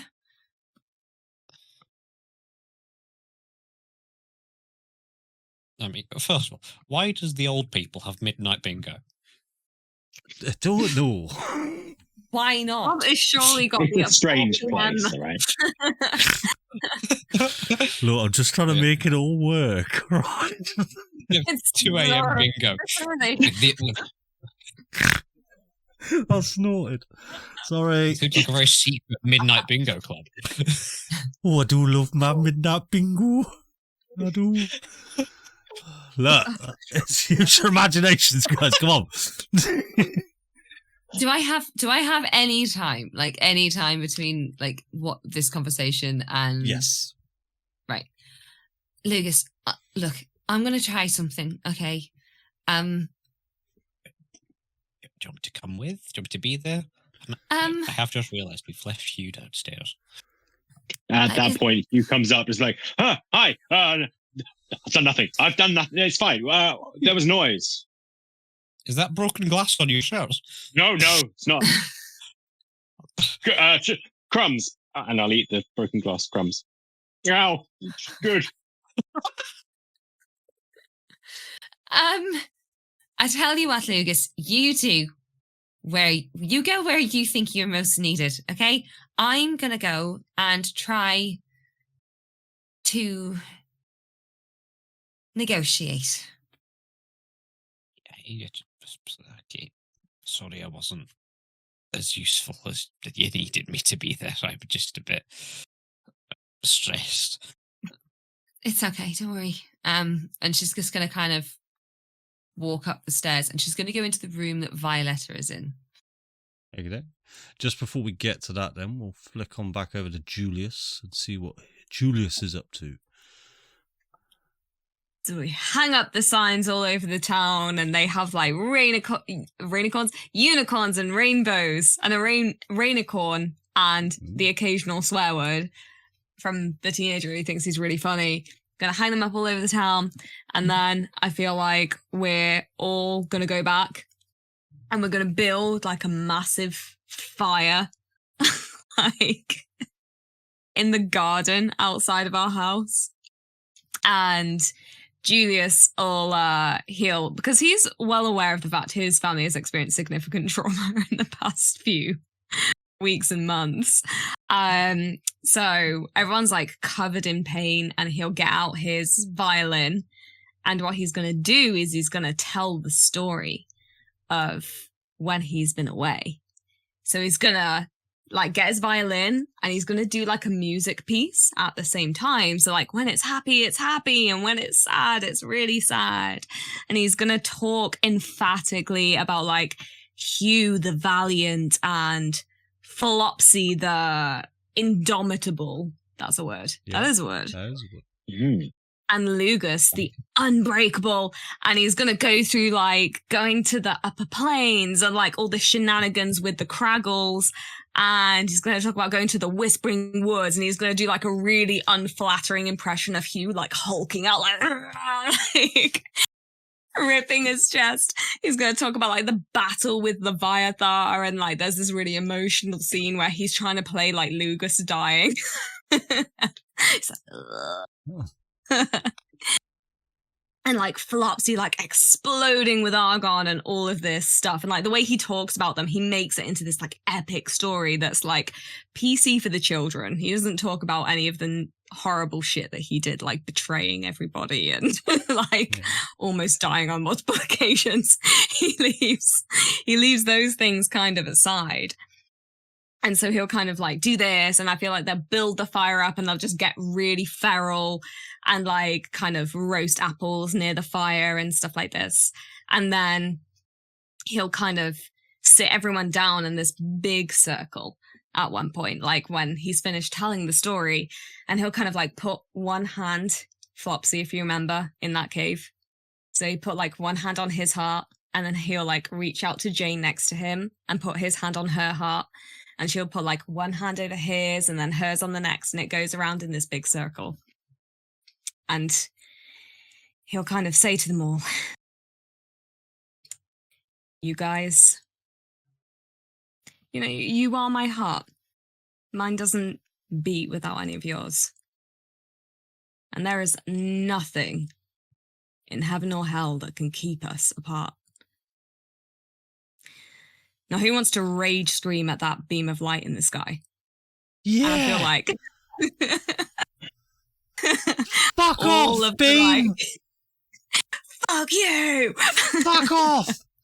You big bastard! So, like, and you have my permission to swear. And I feel like all of them, from Julius, who's like 22, to the youngest, who's like 2 years old, or just fucking like scream and swear and like whatever they want to do, because one of them runs up to it and just goes 6-7. 7 -5 aura. Yeah. I'm gonna rizz up the beam. Just like a rage scream till they're all exhausted, and then he's just gonna like braid all of the girls' hair with like weird efficiency because he's used to it, and like tuck them all up in bed, and he'll let the boys wrestle him for a while, and he'll pretend like they're so strong that they overpower him, and all of this stuff, and kind of tuck them all away into bed. And then as he's tucking Amy, he'll tuck Amy into his bed. He'll like tuck her up, and he'll kind of sit on the end of her bed, and he'll be like, hey, I've got something for you. What is it? She's frozen. No, I was listening. And he'll take out Tear's coin. Wasby.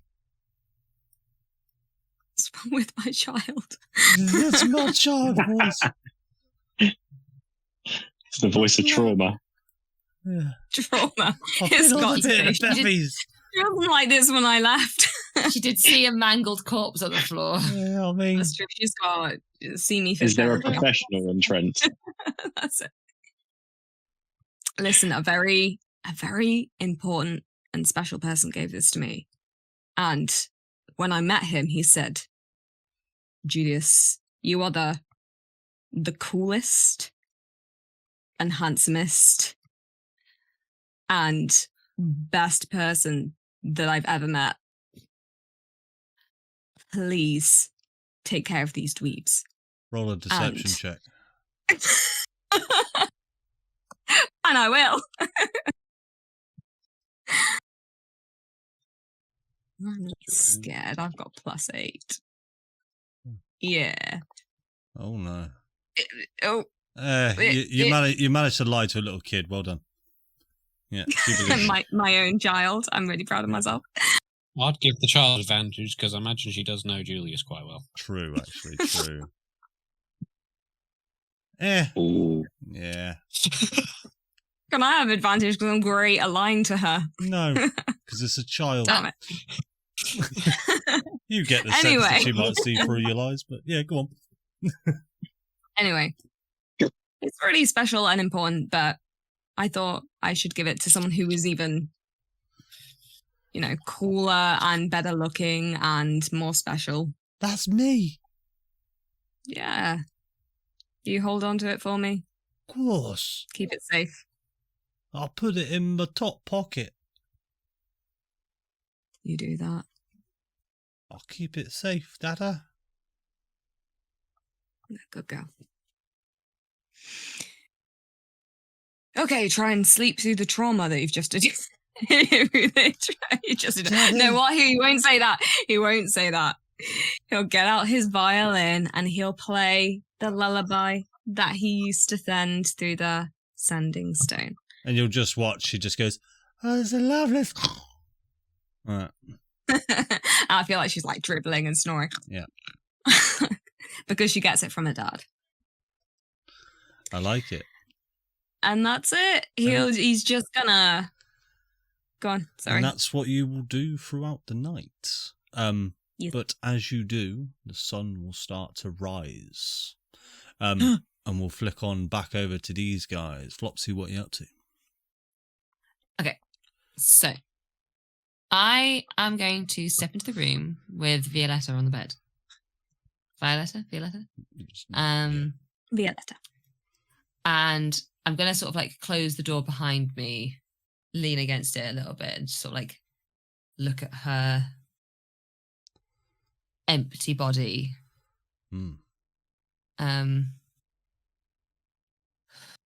Okay. And I'm assuming it's a double bed. Yes. Cool. So I'm going to go round the other side of the bed and I'm going to sort of like sit on it next to her, sort of looking at her. And the idea being that she's kind of a motivation right now to try and make sure that I get what I'm trying to do right. And I will sort of hold her hand as I'm sort of sitting cross-legged on the bed. And I'll say,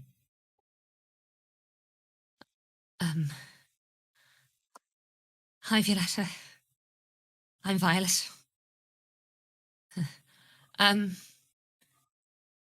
Look, we haven't met, not properly, but you're a strong woman. At least that's what I've heard, and kind of need that right now. So help me with this, please. And still holding her hand, she's just gonna close her eyes and focus inwards, but not with the same, like before, whenever she's kind of gone into this sort of meditative state, she's always been trying to kind of like seek beyond, like go somewhere else, the fugue plane, wherever, you know, finding Biffa and Zorbal by accident. But this time around, she's actively trying to commune with the Argon in her, if that's possible. We'll find out. Roll a d20. Oh, God, please roll well.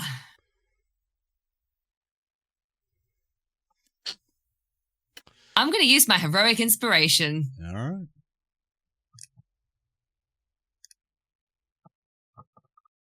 Oh, fuck! Oh, shit, dude. You'll sort of sit there cross-legged and you'll focus, and all the sounds begin to just sort of dull. It's almost like time is just slowing down while you focus in on yourself, and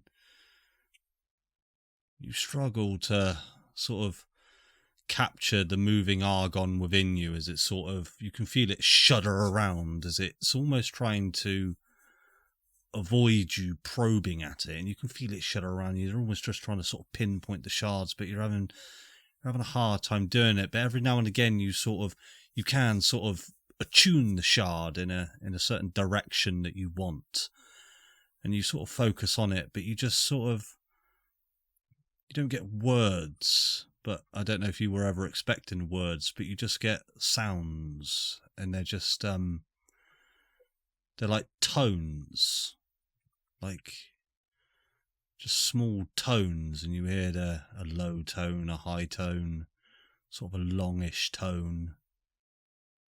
That's all you can really get from it. Okay. Right, so far I have rolled 3 times in this entire session. I have rolled a 1, a 2, and a 3. Well. So can I request this from the DM? You can't roll again, no. No. 17 more rolls. Yes. No. I'm going to keep pestering it. Oh. And if I don't give a shit if it tries to hurt me like it has done before, if it starts to get annoyed and starts to kind of like fight back, I want to push further. Right, what I'll ask is, what are you trying to ask it? If you had to ask Argon a single question, what would it be?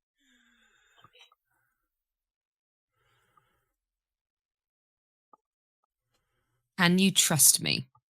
Okay, I will bear that in mind as you attempt to do it. So yeah, so that's ultimately. So just to kind of put you into my mindset here, I am desperately trying to find a way to get it to understand that the way it's behaving and the way that it is inhibiting me at the moment is both detrimental to me and it. And that I need it to trust me to know what to do. Okay. We'll see what and to work with me, basically. And I don't care how many con saves and how much damage I have to take to try and get it to listen. Okay. We'll see what happens. What I will say is, it gets awfully cold in the room that you're in. That's all I'll say for now. Cool. But as you do that, as you focus on that, you spend some longing hours sort of searching, and the room starts to get colder. Hugh and Lugus, anything that you'd be doing in this downtime? So that was your brother, was it? Yeah, he's changed for the better. I'm quite proud of him. Used to be a right arse. Well, I mean, he seemed like he was a bit of an arse now. Oh, mate. From what I spoke to him. At least 20 times better. Okay. Lugus, I may have pinched something from downstairs. Oh, okay. Do you want to extrapolate on what you've pinched?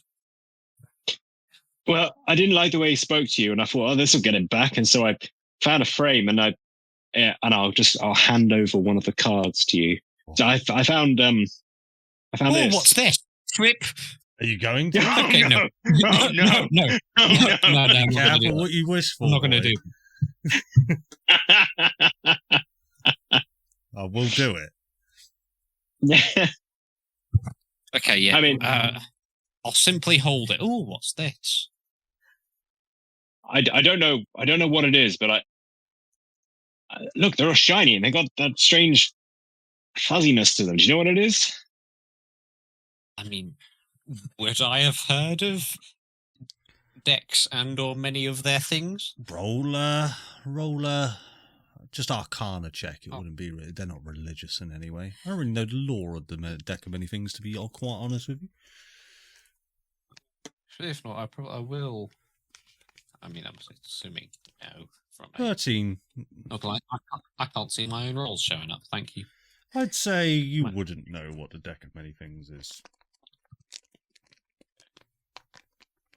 I can identify them if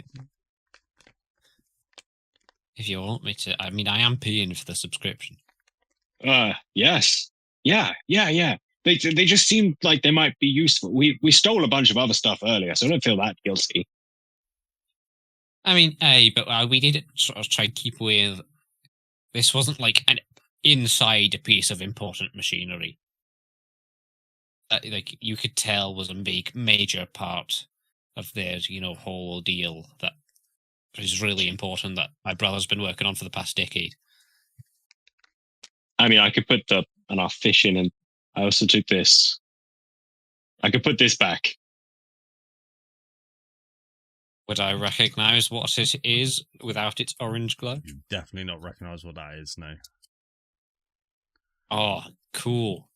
A black orb. Can I keep this one then as well? I mean, I don't know. Janus? Hey, brother. Do you mind? We've grabbed a couple. He grabbed a couple of other things while he was down there. Are these vitals? What is it, brother? And I know he's got this sort of. I mean, we're literally in the same room. Just turn around. It's sort of this orb, black orb thing. Hey, you can keep that, big man. You're coming very useful to you. Oh, thank you. I'll just put it back in the jar. I don't know how useful it's going to be now. Storing it. All right. Yeah, he is storing it in some sort of. I don't know what it is anymore.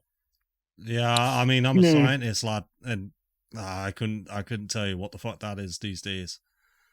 It's an experiment. I'm a scientist too. I can see. Yeah. Just keep that away from it. In fact, I prefer it if you took that outside. I'll be really honest.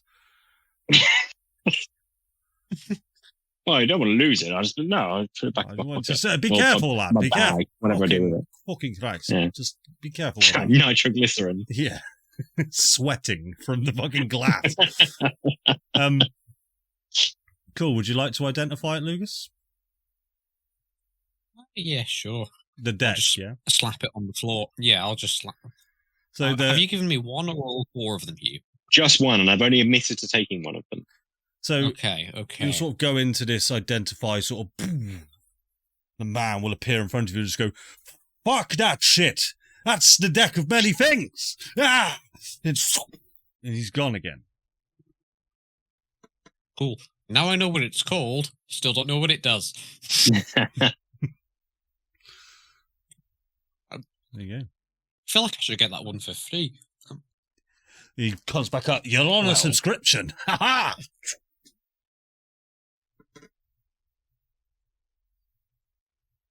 Doesn't mean you can refuse service. Okay. I mean, not gonna lie, Hugh. The representative from the Magic Emporium or whatever, if it ministry, whatever. He doesn't seem to be a fan of them.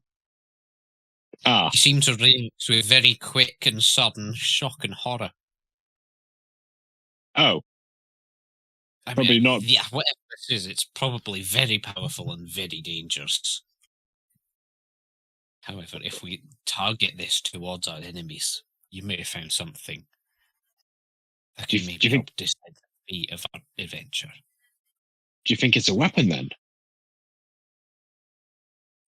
I mean, he might. I mean, if that guy seemed very unhelpful with his lack of a description, so if we could find some sort of a library or like a tome that could help us identify the nature of these cards, they may be a very powerful weapon. That's what I said. He said, yeah, he did say deck of many things, not card of thing. He would have said it's card of a singular thing from the deck of many things. Yes. You know what this means, Hugh? The way there could be more of these. Yeah? More, you say? I know. Interesting. If we can find them, they may be incredibly helpful. Whatever. Well, we don't know where the other three of We don't know where the other three of them are, so I think that's probably not going to happen. No. Banked for later.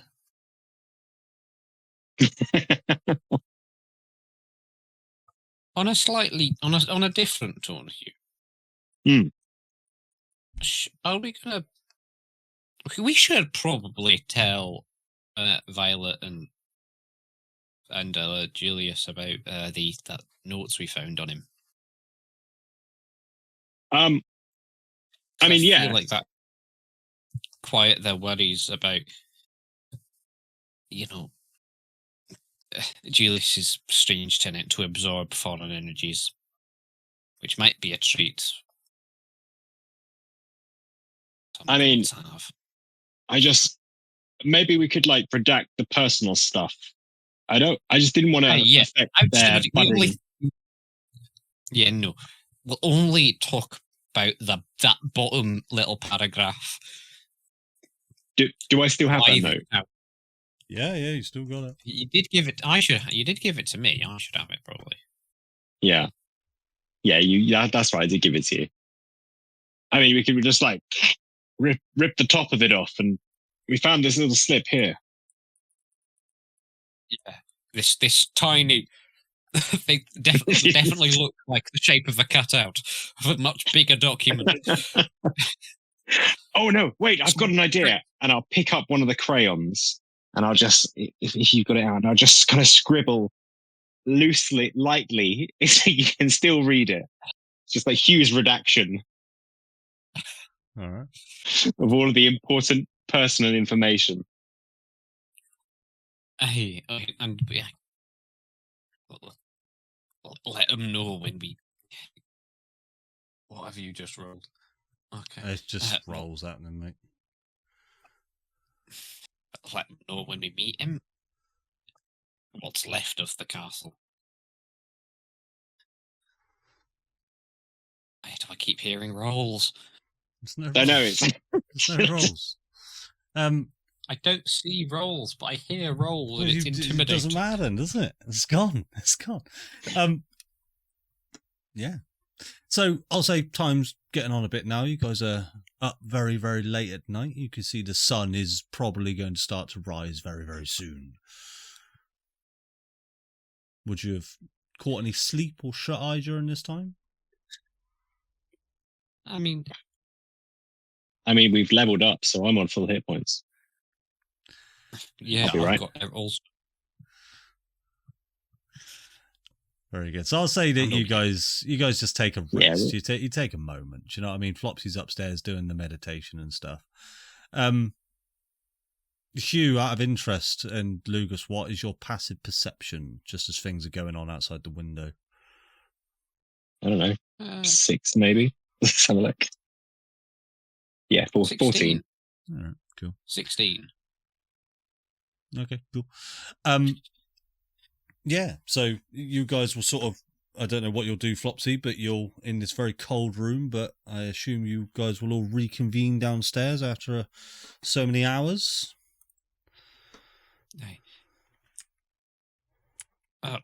Before we do anything else, I'll just ask Janus if he's made a decision. Brother, I don't know. I'm going to leave it up to you.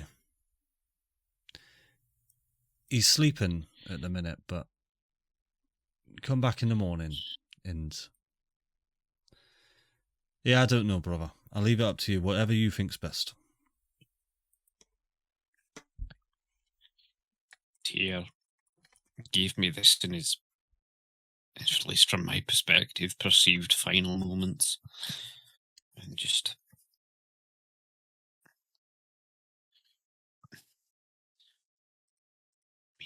out of all of them, Lathander was pretty nice.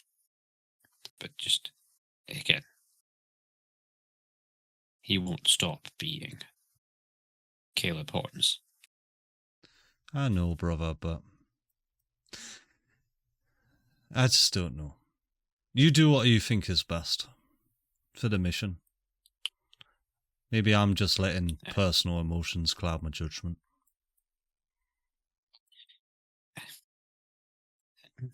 Yeah. I'll see you soon. We shouldn't be too long.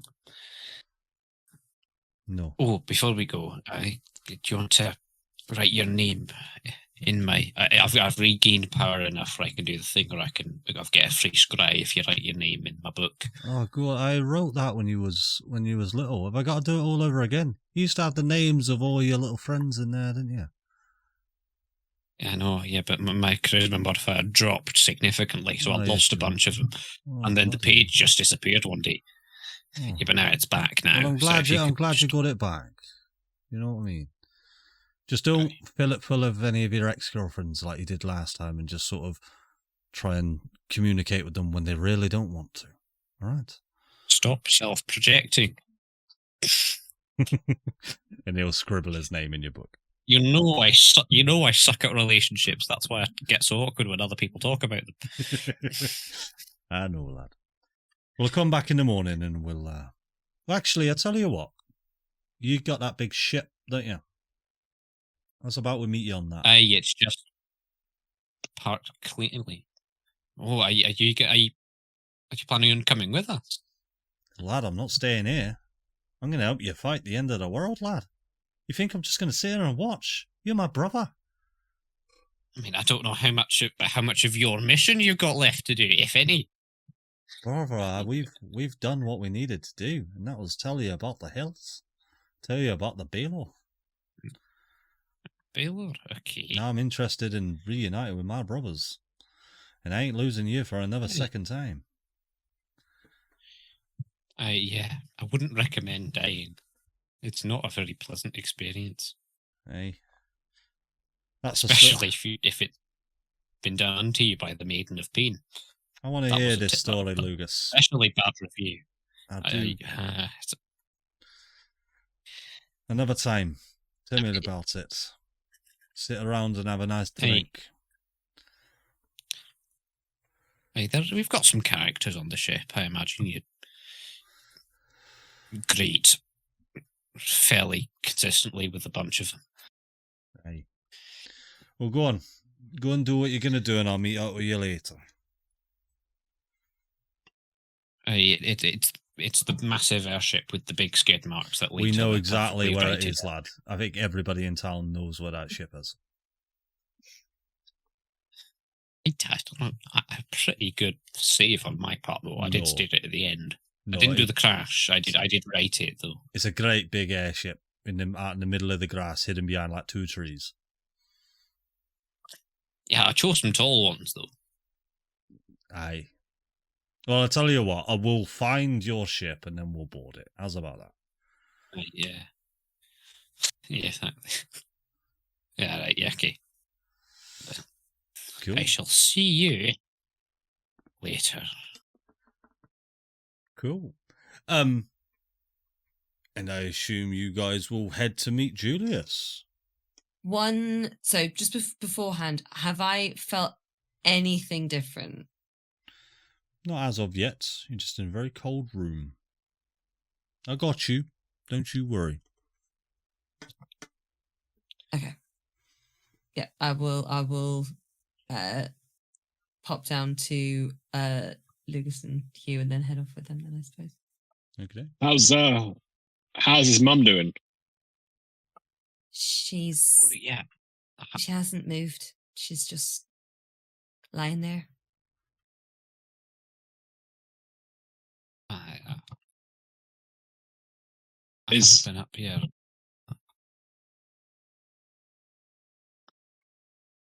Is someone gonna look after her, or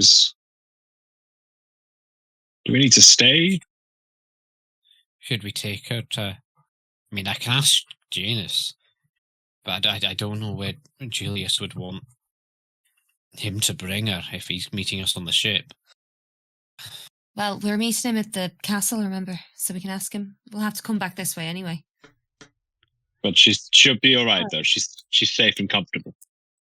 Her body is. Yeah, I can't imagine her mind is in a good place, but Enrique's look after her. Oh wow, we thought about that at the same time, Violet. Oh wow. Yes, I will look after her. Don't you worry. It's almost like a meta pigeon. A meta pigeon is helping us. I was trying to sleep, but yes, I will look after Violet in this house. I don't understand a word this one's saying. Ah, le putain. He'll look after her. It's fine. Don't worry. And yeah, What is- she'll Okay. start What's going on? marching over towards the castle. Okay. I was just about to flip back to Julius, but that's okay. So as you guys, Who do we see on the way to the castle? yeah. So what I'll say is, Flopsy, roll a perception check for me. As you guys, Passive is 23. I know. I just feel like I have to now. 16. So you're rolling that in private. As you guys walk down the main streets, you see sort of this parade of people heading towards the castle. Hugh, roll a dexterity saving throw. Shit. Okay. Yeah. This is And you see this coming? 6. So do what this was? yeah. Sorry. Do I see this coming? Sorry. No. So I took your passive No. perception into account, and all it is just a very snaggy rock in the middle of the road. Happens to everybody, and you manage to just catch the very edge of your shoe, and you tumble ass over tea kettle, and you just fall to the ground. It proper hurts your shoulder, like really badly hurts your shoulder, and yeah. Ow. Okay. Can I, as I stand up, can I check I've got everything? Yeah, so as you stand up, Flopsy, you hear this tone in the back of your head once again. It just sort of this low, dulcet tone. It's doom. And time just reverses itself very slightly. And you can see Hugh just about to snag his toe on the rock in front of you. And this rock sort of shimmers in this orange glow in front of you. Just about as Hugh is about to trip over on it, you see it happen in front of you. Hugh, stop. As my foot is just moving towards, I will then put it back on the ground. Sorry?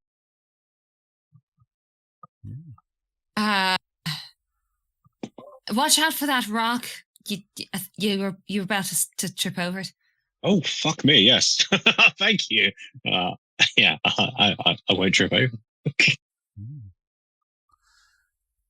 With a passive perception of $1 million, you see, as you sort of walk past where you just were, as you continue on going, you sort of look back, Flopsy, and you sort of look back at that stone that Hugh's just gone, and this tiny red rose begins to grow from this stone. And it just blooms out like that. Yeah. What? Huh? What? And you guys continue on down this road. Julius. Hugh. Go on, Is Hugh. Argon chronomancy? Go on, Hugh. I'm back. I was just going to say that I immediately trip over the next rock. Oh, okay. Roll a dexterity saving throw.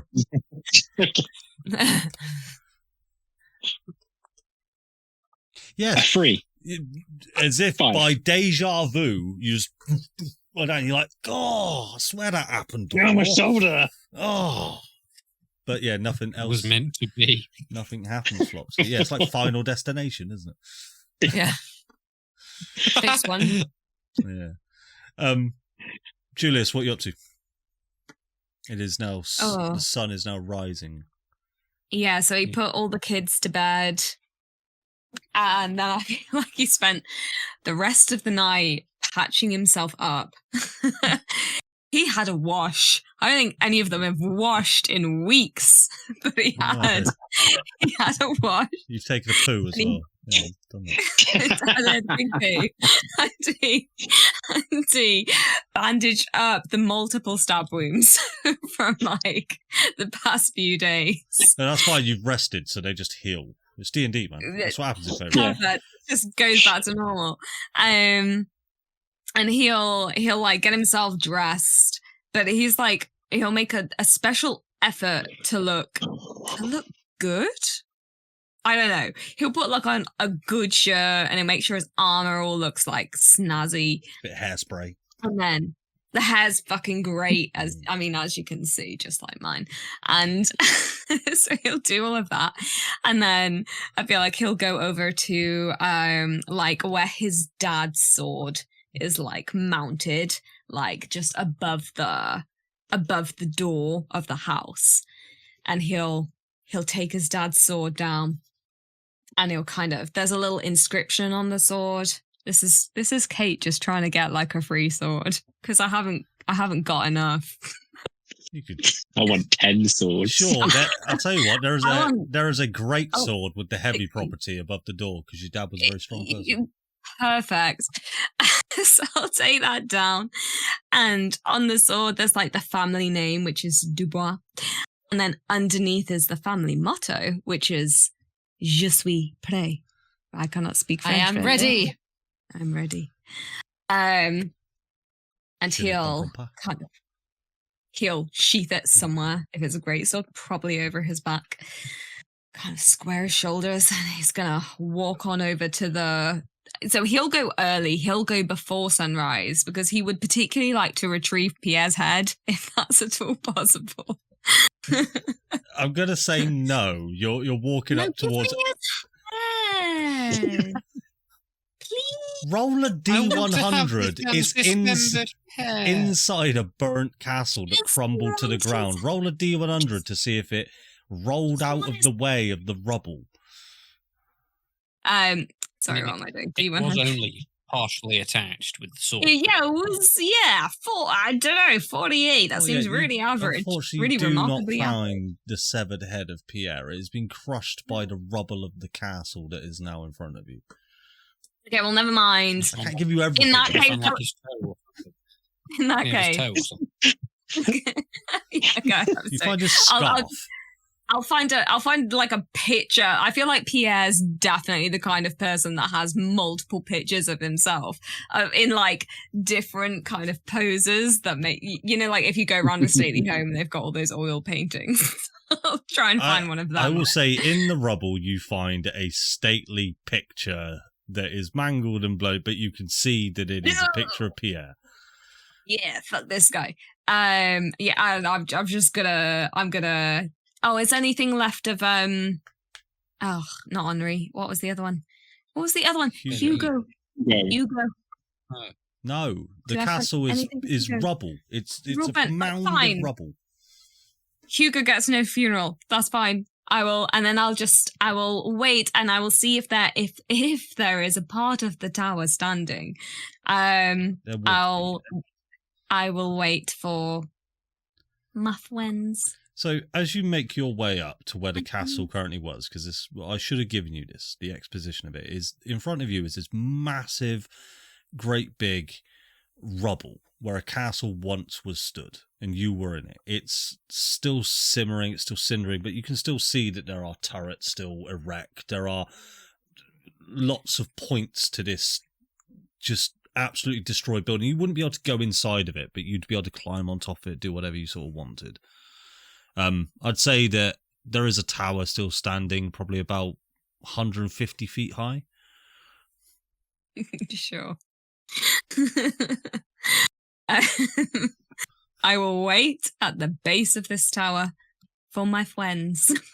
And you will hear I'm just going to call her Dorothy because that's what you were calling her. She'll come up and walk. No, I called her Gladys. Oh, Gladys. Yeah, that's it. So you'll see Dorothy walk up and go, "This better be worth the wait, Dubois. I'm missing my bingo." And she'll sort of make her way, and you can see a lot of old people just sort of following behind her. I bought the crew. Running secretly in her OP home. But you get the sense that the whole town has come out after they've seen your posters. Great. I'll just go and be sick behind the tower because I've got stage fright, and I'll wait for everybody else. And you guys will sort of you guys will follow the crowd, and you will eventually arrive at this. What was once Pierre's castle that is now a big ruined rubble in front of you, with Julius being sick behind it. You don't see that though, it's okay. He hides it. He kicks it into the grass. Can I search for Pierre's head? No, it's Please not. find it. No. Go on, give me a D100. Go roll a D100. Go on, you.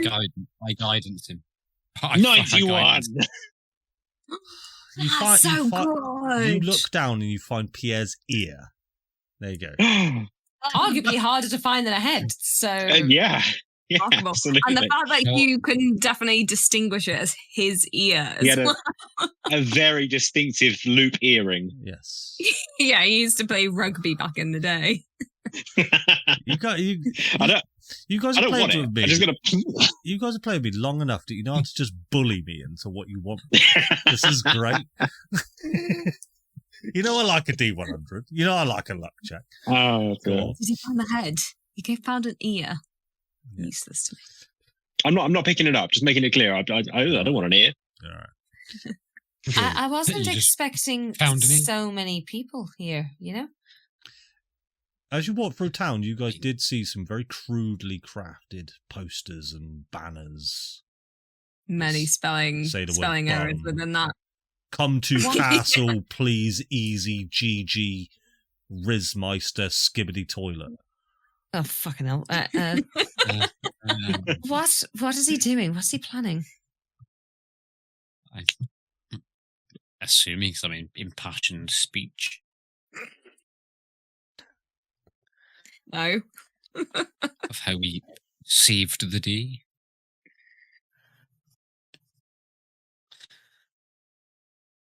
No one did, Pip. No one did. As you guys walk up, what would they see, Julius? Oh, Julius is definitely not being sick behind the tower. He's definitely just waiting in the back. He looks really confident. Okay. I'm waiting for Where you are guys. you? They're there. I'm just at We're the here? bottom. I'm waiting for you to come up with me. Oh, we didn't know whether you wanted us to. I feel like we were pretty happy in the crowd. No, I feel like you guys need to like come up. You're like the main thing, right? Oh, so yeah, Flopsy is gonna hang back. She doesn't particularly want to be on the stage, per se. Are we climbing the rubble? Where are we going? That's like a staircase. You'll be totally fine. Okay. I saw you shimmy up a rope like 200 feet in the air like it was nothing new. Yeah. I will shimmy up the staircase. I just feel like it's one of those terrifying staircases, you know, like the ones you go like if you go up like an old castle or something and you're like, Well, this is how I die. it is One of those. again. It is a castle Rope burned handrail. to rubble, but there is a ruined staircase that you guys. Just one tower with a staircase. I'm gonna like hide behind Hugh. That's what I'm gonna do. So I'm gonna be on the top of the stairs with everybody, but I'm gonna be like half hidden. Like if Hugh could be half cover, that's what I would be doing right now. Okay. Mate, use my full cover, back off. So yeah, you guys follow Julius and you make your way to the top of this tower, 150 feet up. Are you sure Julius- they're going to be able to hear us? They This is can't really hear me tall. by range station. I'm really good at projecting. Julius, what are we doing? Why are I'm we not. doing this? What's going on? It's totally fine. He looks very pale. He looks like someone who both has a plan and is also completely flying by the seat of his pants. It's exactly how he looks. Fantastic. Excellent. Okay, He's- okay. Super confident in his ability to absolutely wing this. I Well- don't know what is going on. Whatever you're doing, just, we got you. Oh, a guidance. For what? thanks. What's happening?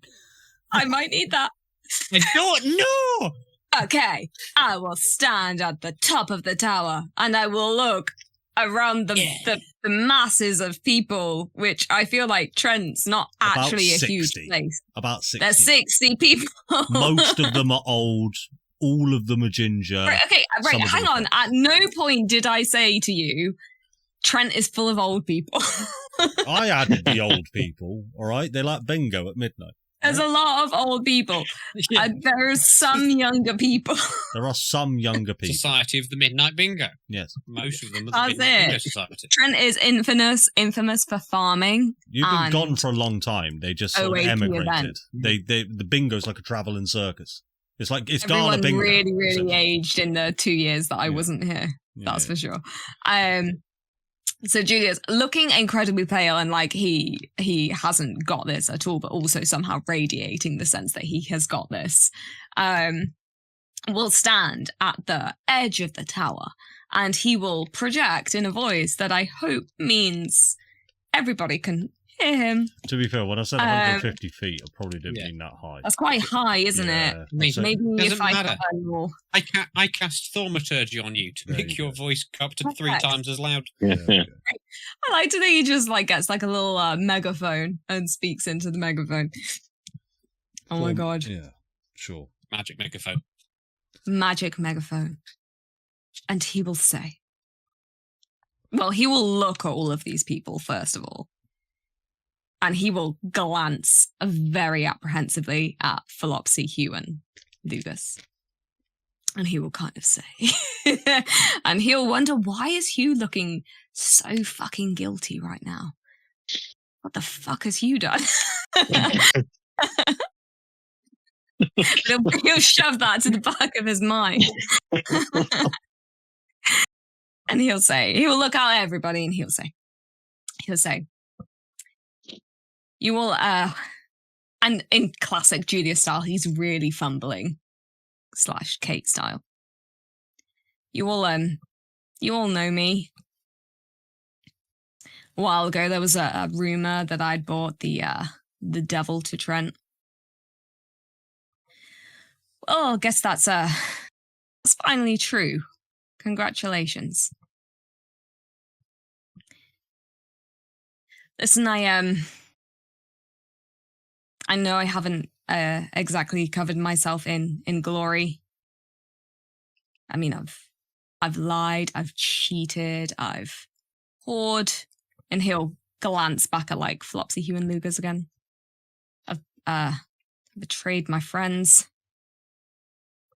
Now I've done just about every shitty thing that you could put on a t-shirt, but I've never once asked any of you to get on your knees for me. Or squashed you down underneath my heel just so I can tell myself that I'm better than you. And then he'll gesture out to the fucking thing, the beam that's in the sky. That thing in the sky over there, that means that that war is going. So I'm picturing 60 like nonagenarians here. Speak up there. That means, Dorothy, war is coming. Whoa. It's not. Oh. Yeah, you've seen many of them before. I appreciate that. It's not coming in the future or to some faraway place, but it's coming here and now for all of us. And that means that each of us need to decide where we stand and who we are. Or maybe just who we're willing to be. And he will raise the picture of Pierre because you wouldn't let me find Pierre's head. I'll hold up the picture of Pierre. And he'll say, this is what the devil looks like. Again, not this exactly. He had like horns and shit at the time. Very dashing picture of Pierre. He had, just imagine him with horns and with blood, and it was horrible. Anyway, this is what the devil looks like. And he'll gesture to the remains of the castle. And this is what happens when we listen to him. When we let ourselves be divided by our differences, or, I don't know, united by hate, I guess, even worse. Look, I'm nothing special. Okay, I'm a whore and a drunk whore. And I thought my story was already written until I realized that it wasn't. Till I realized, and I'll kind of glance apprehensively at Hugh and Flopsy and Lugus, that we have the power to rewrite our stories for ourselves. And we have the power at any given moment to question everything that we've ever known or been told or believed, especially about ourselves. Just takes a leap of faith. I don't know if you're ready, but I finally am. And he'll turn to Flopsy, Hugh, and Lugus, and he'll give him a wink, and he'll spread his arms and swan dive backwards off of the tower. Okay. I'm gonna die. Hold on a minute. Right, hold on. You do realise you gave Tyr's ring to your daughter. The item that lets you fly. Yes.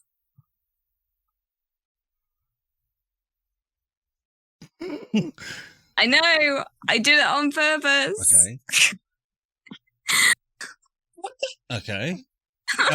What I will say is, you free Flopsy. You swan dive off the 150-foot tower. Let me think about it a second. Flopsy, Hugh, Lugus, you have a split second to do something in this situation. Is there anything that you guys would like to try and do? Stop him? If you can explain to me Yes. how, I give the players full agency in what they want to do. I dive backwards. So what I'm gonna do is, I'm presuming I'm close enough to be able to do this. I'm gonna sweep his legs from under him, but like in a way Great, that's gonna I make thought him even faster. No. In a way that makes him, you know how like rather than sweeping from behind, I'm going to sweep from the front so that he falls forward rather than backwards. So he's falling into us rather than away. Roll a d20. Add your dexterity modifier to it, but do so with disadvantage, as you are trying to do this as a reaction.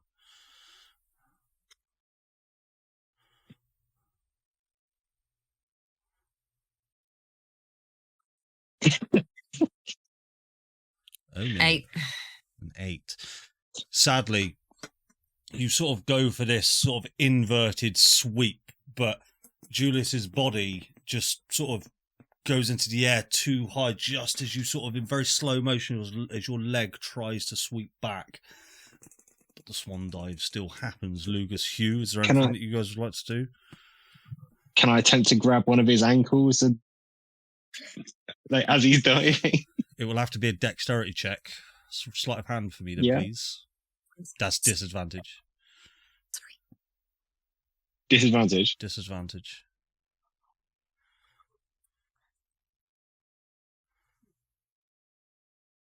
8. That is an 8. You unfortunately, Another 8. You unfortunately are. Yeah, you cannot find purchase. Lugus?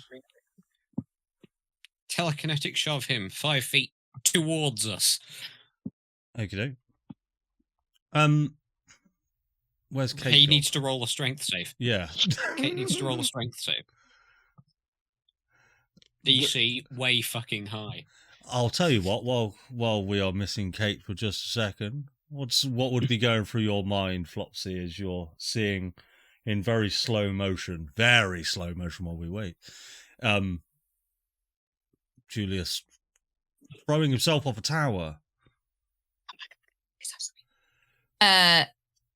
Like everything that, all the hope that she had the night before, where she felt like everything was just kind of like falling into place, or at least starting to. and the kiss that he gave her the night before. And it's all just like, when you just go cold, like that's happening. And like, she has never, she thinks back to the rock incident literally moments before. And it's like, why can't it be now? Why can't I do this now? And she's just like, the moment that her leg misses and the moment she sees Hugh miss, and she's like racing to the wall to do anything. And she's just feeling it's the very reminiscent of the feeling that she had when Lugus died, and she tried to bring him back and failed. And she's just there. Okay. Watching. Lugus attempted to telekinetic shove you, Julius. I'd like you to make a strength saving throw, please. Oh, okay. Strength. Only got +1. That's okay. Oh, You can also choose to fail it if you wish to. Well, Dean. I assume that's a no. Does that beat your DC, Lugus? Well, I was reading the feature, and it's a different DC to my actual, because it doesn't include the bonuses I get from my items. So I'm trying to calculate that. It's 22. What is it? It can't still be 22. Okay. What I will say is your telekinetic shove, you sort of, as a reaction, you shove it out, and you've got a great grasp on your arcane abilities now, Lugus, and you feel purchase on Julius's body, but your telekinetic shove is almost trying to grasp them and pull them back. Yeah? But the arcing motion of the swan dive means you're trying to pull from thin air. Now, what I'll say, I'll come back to the telekinetic shove in just a second. Julius. 2 things. First of all, would you like to... I'll say this one first. Mechanically, do you know what this will mean? Okay. Mm-hmm. Then, with the acknowledgement of that, would you like to describe this for us then, please? Okay.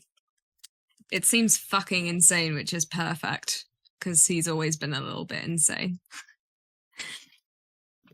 But he distinctly remembers Lugus identifying the coin that Tyr gave him and saying, and this is where Kate is very terrified that she's got everything wrong. That he distinctly remembers Lugus saying that the coin was actually really not worth a lot. It just awakened something that was already inside of him. And Julius has had a bit of a shitty life, especially in this town. And he really just wants to give these people something to believe in. But most importantly, for the first time, he just wants to believe in himself. All of himself. And that's what is going through his head as he throws himself off of the top of the tower. Okie doke. Lugus, as you see the sort of just the brim of Julius's sort of ginger head go over the side of the tower as this sort of the slow motion is happening, you can feel the tether coupling you both. This tether that was there before that's binding you. You don't see it, but you can feel it. And you feel it getting weaker and weaker. And your telekinetic shove does something a little bit different. Instead of you pulling Julius towards you, it pulls you towards Julius instead. And you find yourself on the tippity edge of the tower. Make a dexterity saving throw. Oh my god, I didn't mean to kill you.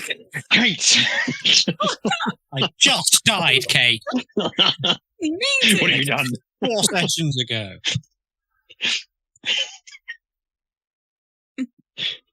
Lucky I'm wearing my poncho. 23. You sort of managed to find Pearce, make a strength saving throw. Oh my god. Oh yeah, well, sorry. Oh, he's got his belt. Oh, you're alright, you've got a belt. Oh, that's good. I'm wearing a belt of henchness, mate. I am good at saving throws. So weird. You managed to grasp. You sort of you lose your footing just slightly, but you managed to catch yourself, and then you managed to grab hold of the ledge. Now, Julius, you're currently about 20 foot down, and you find yourself just hovering, and you think I'm flying. But then you look up and you see that Lugus is holding on with this giant belt of strength to the side of this tower. And Julius, you can feel yourself losing grip as you're being pulled via this divine tether that's holding you two between yourselves. Shit. Sorry, no, I did it.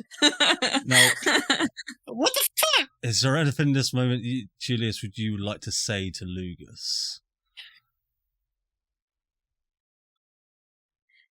Trust me.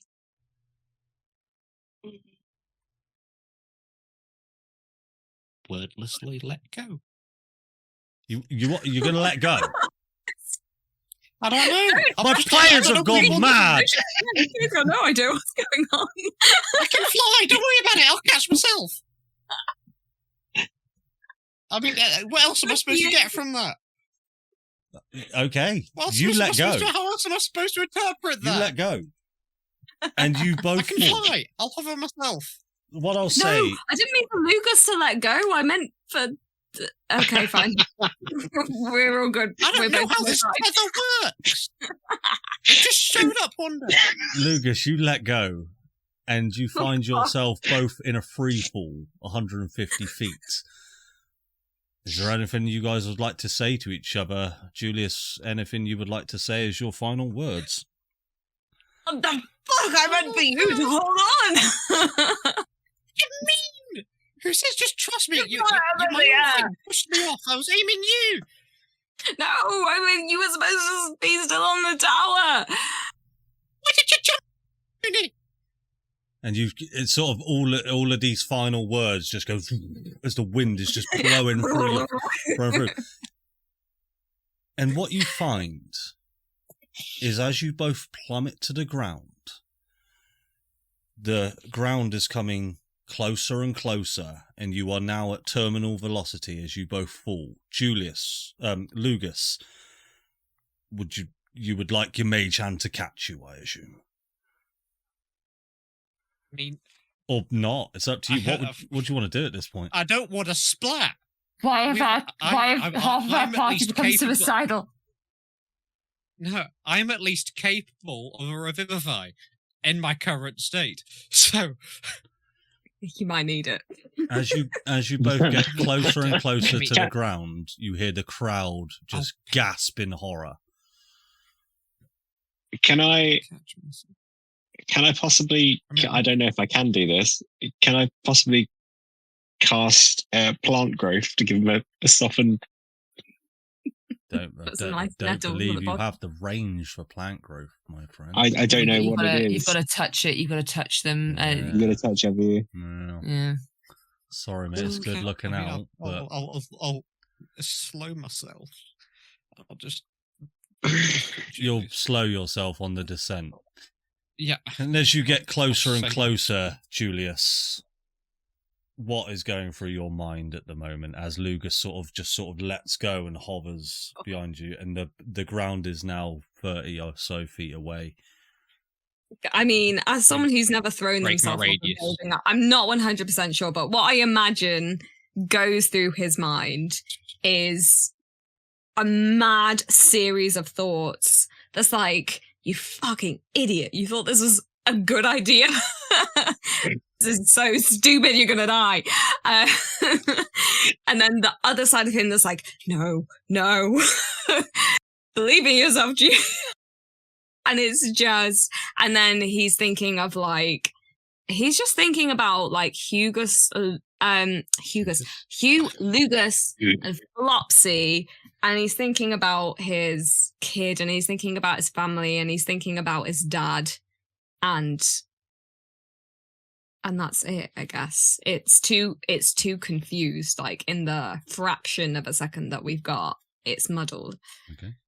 Roll a d20 for me, please. Oh, fuck me. Oh my god. Please roll high, man. No, it's going to be You bad. don't know what you're rolling. I'm purposely not telling you what you're rolling. Oh god. One of us already failed. Oh, thank God. 18 is an 18 is so good as that, man. You fall and you fall. And just about as you're about to land on the ground, this almost instinct takes over you. This flourishing sense of, no, this is right. This was a leap of faith. And you plummet to the ground, but you do so with exactly what you said earlier in session, determination.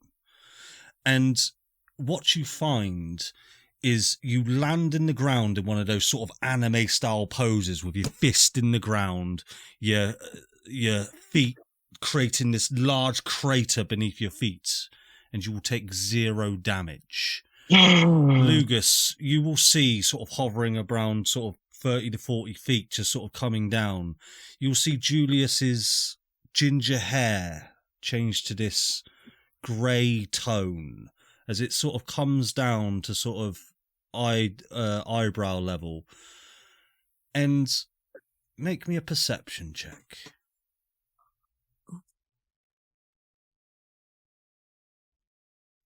As for but a moment, a flash, you see Julius's face looks different for just a moment.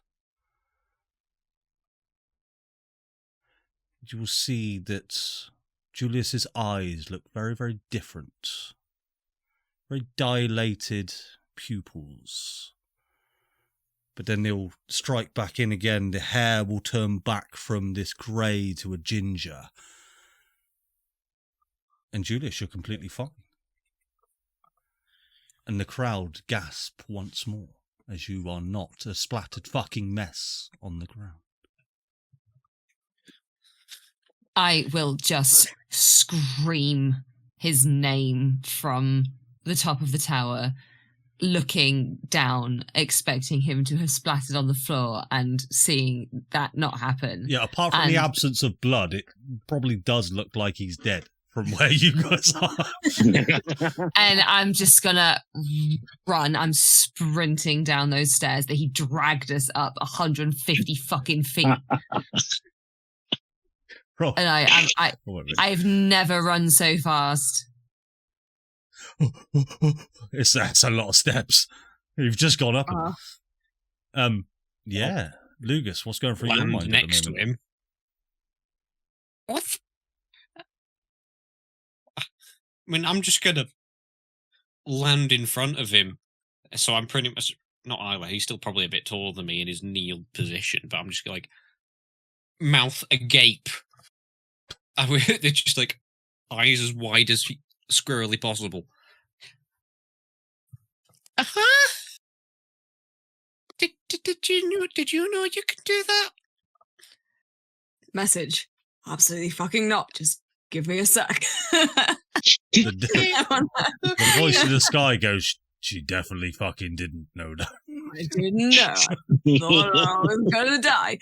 And I want to cling for the assembled crowd, like this crowd of people that are very repressed in many ways. And I want to cling to whatever badassery I just projected. You will see that Dorothy just sort of goes, opens her eyes wide, sort of takes her spectacles off and just goes, you can see they're shaking in her hand. She just goes, by golly, boy, this was better than bingo. Julius! And they all just sort of raise their hands and start to just clap like this and just go crazy. Oh, yeah, that was so easy. All it took was almost killing myself. Yeah. What have we just witnessed? What is this? What is the meaning of this? And they all just sort of look around. This is the work of the gods. Who are you?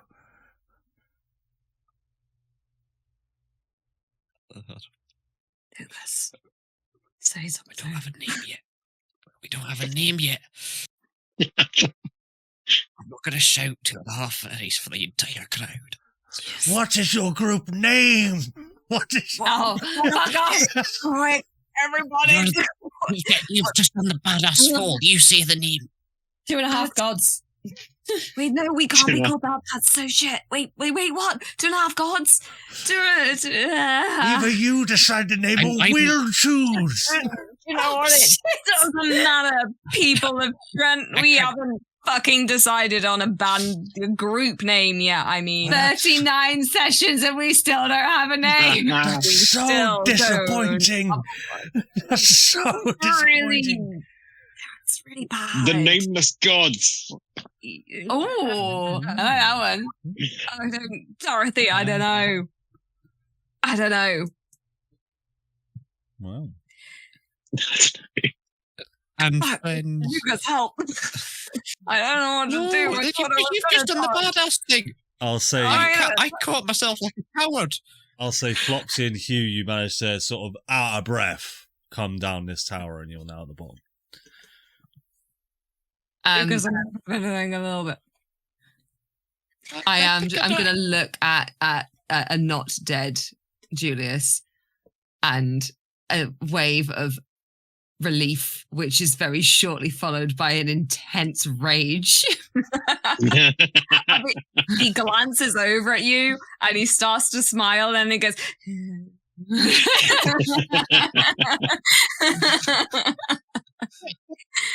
You quick, what's her name? Huh? What's a group name? What's a band name? What's a band name? A band name. We're not. Name. I don't know. What? Yeah. Fuck. Do you know what? Crowd. The name doesn't matter. The thing that matters is whose side are you on? Well, yours, obviously. Yeah. I'm not going to be on anyone else's side. I just want to jump from a building. Yeah, I don't know how I did that. The shattered divinities. Okay, that's actually everything that I had to say. So Divine. So no, I can see the name is really hard for you to come up with. Think on it. Let's Divine comedy. No. What about the echoed ones? Oh. Echoed ones. Echoed ones. Look, think on it. All right, just let us know. You know, okay. We'll get back to you.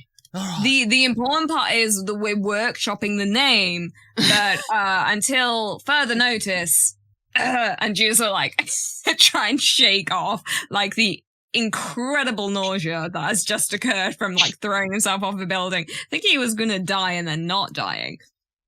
The important thing is, seriously, where's the beam of light coming from? It was Neverwinter, right?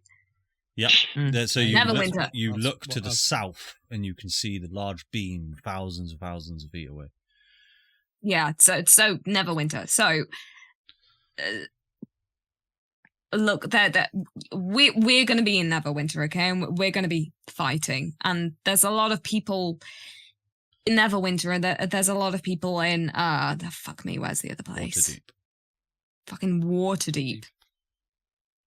That are also going to be fighting. And I don't know if we're gonna win. I mean, I think the chances are pretty strong, but I don't know that we're gonna win. And if we don't, people are gonna need a place to come back to. And I think that maybe we should be that place. Maybe instead of segregating people, we could try welcoming them for a change. You'll sort of see one of Dorothy, them from the crowd will just charge. sort of say, "Well, I never thought I'd see a Dubois worth anything, but Maybe you are the one. Hail, Julius! And they sort of hold up their pitchforks, their implements, their thing like that. Not hail. I should have said hail, because that sounds right. I mean, hail's great. Yes, Hail King to Julius. They don't But bow the or anything. name was like, we'll do what you suggest. That's also good. The entire crowd of Yeah. 60 pensioners, gingers, and French all start to just scream out in cheer. You see out the corner of your eyes, Julius, that you catch a glimpse of Henri with his eye patch, and he's just Supposed to be looking after his mum. Yeah, True. he's been looking after Give me my this. mum. Give me this. But you see he's got a baby monitor in one hand, and he's just like, he's leant up. She hasn't moved. he's leant up against the wall, and he catches your eye, Julius. But he just sort of waves at you, and he just shakes his hand, and you see him then just walk back off down the road. You get the sense that with to save your roll insight all the time, you get the sense that he's saying goodbye. Oh. Au revoir. Or au revoir, as he would say. Au revoir, Susela! Au revoir, mon ami. Okay, that's really everything I had to. How do I leave? I mean, it's not too late for bingo. And you see all the little ladies just go, bingo. Fuck it, bingo, and then we leave. Well, I mean, bingo on your ship, bingo? innit? Are we coming with you or are we staying here? No, you have to. No. We have a You listen. We're listening. You have to stay here. You have to fortify Trent, and by fortify I mean like. Oh no. Maybe just instead of bingo once in a while, just put up some like spiky stake things. And then for any of the refugees that come back this way, which there's probably going to be refugees, then you welcome them and you're nice. One more session of bingo. One then more, and then reinforce. we fortify Trent and save the world. Darren, mate, Right. if you need to go wash your hands, because I'll just see what happened. I thought it was They can- impenetrable. They can break. They can't I can't press. Hang on. break. He's that fucking strong, guys. Shit. Oh, Julius will definitely be kind of smiling at Flopsy in between looking terrified of Flopsy. He's like a kid that's really proud of something that he just did, but also knew it was really stupid. And he's in a lot of trouble. She's not happy. Okay. And out Two of, the, little ducks, 22. out of the crowd, you'll just hear the old people just go, hey, two fat ladies, bingo. Anyway, but out of the crowd, you will see walks a very dishevelled, with leaves all in her hood, mud down her gown, is a very dishevelled Ella Planestrider. As she walks out, she's got a bit of a limp, and she just starts panting. I've been looking for you all night. Where have you been? Oh, who's she coming up to, though? Just all of you in general, and she sort of just takes a look at you and just goes, fucking hell. We've got a lot to talk about. And not a lot of time. I wish you would have told me you were... Just... Are we done here? Well, we need to go and waken up a guard, but aside from that, yes. He's on the ship. Yeah. Oh, fucking, what's his face? Well, yeah. Caleb Horns. Caleb. Mr. Not Horns. Janus. I hope Janus. Janus is there too.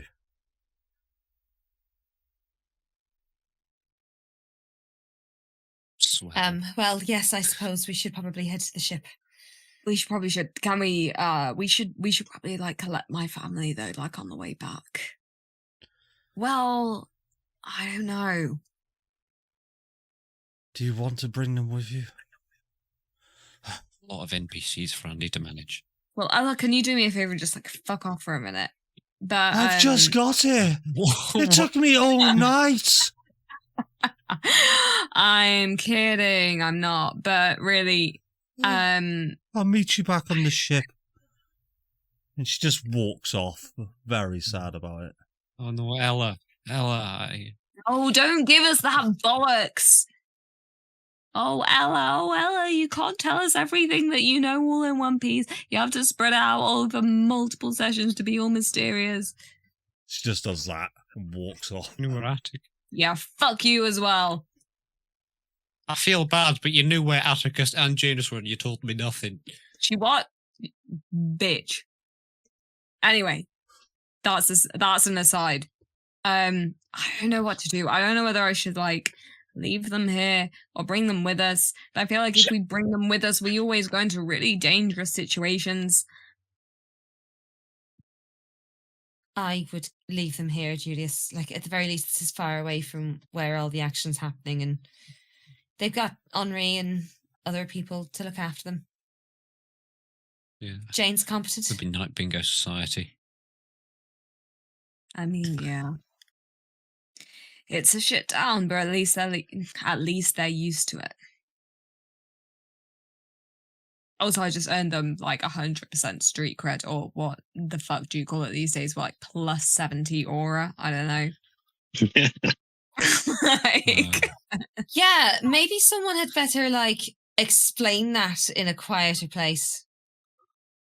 And what the fuck they were thinking. Hey. I feel like you were looking at Hugh when you said that. I was not. Okay. I think I always knew, brother. And I'll slap you on the shoulder. Yeah, me too. He's lying. I'm not even going to make you roll for it. Look, okay, how about this? Okay, we'll, Mitz, why don't you come with me to, like, my house? And then, well, in fact, all of you can come because, you know, Hugh and Lugus, when I asked you to be godparents for, like, one child, I actually kind of, like, meant 13. That's totally fine, right? It's terrifying. That's a lot of I mean, yeah, totally fine. Big difference. It's just... How many of them are there again? I'm not going to count them. I don't know. There's 12, lots. I think. 12. Uncountable numbers. I know. I mean, I've only ever half worked around 3 of them. I'm only used to 3. Yeah, sure. Squirrel. There's nothing about you that they won't. There's nothing about you that they won't like. That's a double negative. Well, so they don't like, huh? Don't try and break me with your common language faults. Common. As in the language, not as in that Nobby, you're I'm common. not gonna lie. Hey, Okay, listen. Celestial Suspiria.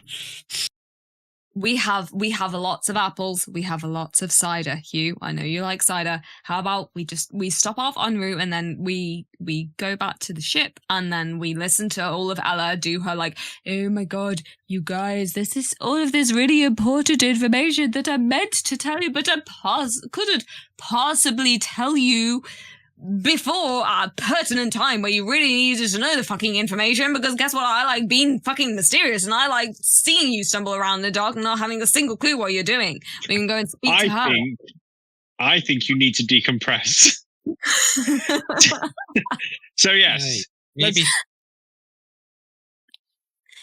I'm fine. Yeah, I feel really relaxed. Why is your eye twitching? Yeah. What happened to your hair? I don't know. What do you mean? It Yeah, turned grey. And your eyes went weird. What? Yeah, you went really old for a second. You're back Felt to like I normal. Really old? I felt like it looked really cool. At the moment I realized I wasn't dying, I felt like it looked really bad. It didn't? It looks badass. Did I look But like also, Dorothy? I don't know, you changed. I'd- Dorothy. I mean, I I'd- don't know. Did he look like Dorothy for a bit? It looked a bit more like Philip Schofield. That's Do not make me. You got the Raven Queen Baldur of Philip Schofield. So, you're doing all right, guys. Like Philip Schofield. Yeah. Because I wouldn't have seen that necessarily from 150 feet up. At Lugus's mention of his hair like changing, can I go into true sight? You can, and you will see a. You will see what colour orb did Philip Schofield have? You will see a grey orb. just pure grey. But no, you will see a divine aura around Julius. Divine Philip. Well, and you'll also see the tether as well between Julius and Lugus.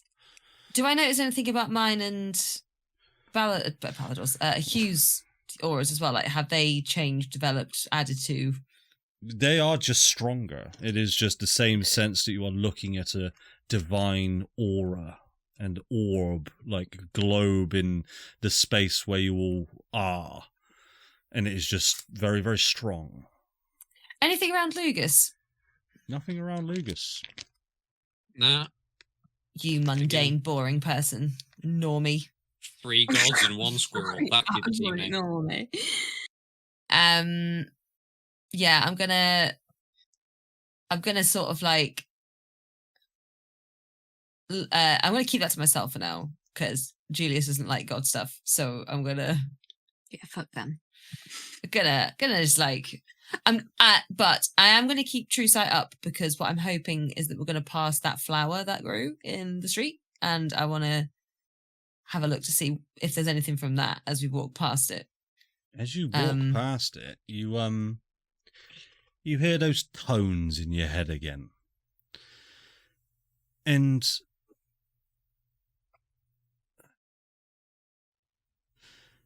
roll a d20 for me.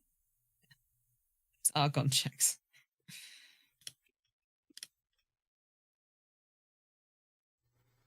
$13. You will hear some tones that then turn into sort of wind chimes just knocking around. You get the sense that the Argon within you is trying to communicate with you. And you can make out a very small phrase of words, and it says, "Trust us." And that's all you'll get.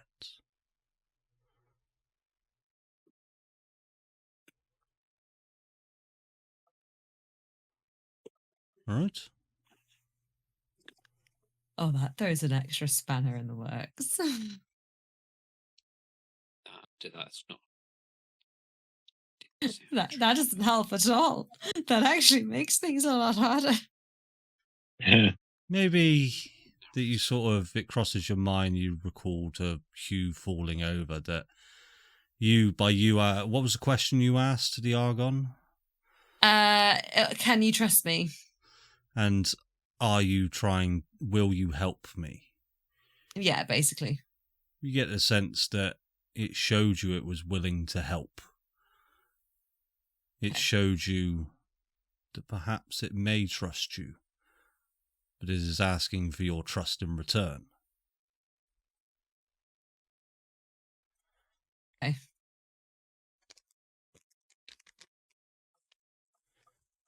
There you go. Where will you guys all be headed? To Julius's house? Julius's house. Cool. Well, describe the house for us, Julius. Oh man, like I alluded to earlier, it is a house that it's like one of those clown cars. Whereas a tiny car and a lot of clowns that come out of it. Like, you look at the house and you're like, surely that many people don't live in that house. It's very small. It's quite nice. Like, it's well upkept, I guess. But yeah, it's very small and very basic. It's like a little traditional farmhouse. And he'll look very apprehensive as you guys all approach it, because he's been in Hugh's lovely house. And he'll kind of well, we're here. I think it'll just be like a flying visit, you know, and explain that I'm going again. We have some cider. I can drink some cider. Fuck you, you're not old enough. Stay off the source. Well, you're not going to be here, and I know there's cider. What are you going to do? Okay, I don't know which one this is, but I feel like it's definitely the troublemaker. One that's not old enough, that's for sure. One of them is Luke. I feel like it's Luke. Hang on a second, I've got something to keep him busy. I'll open my bag of squirrely Dans and just let them everywhere. Fucking, do you release them all? Do you release them all? Yeah, there's 10 of them left. They're all going in the house. They're all going in. Just every children, just like these squirrely Dans, if you've ever played the game Zelda, it's a bomb shoot. It's essentially just goes and then up the wall and on the ceilings. And these kids are just everywhere trying to chase them. These squirrely Dans are now they've infested your house. And yeah. You're welcome. Perfect. Jane, I feel like Jane can handle that. Like, she's on top of things here.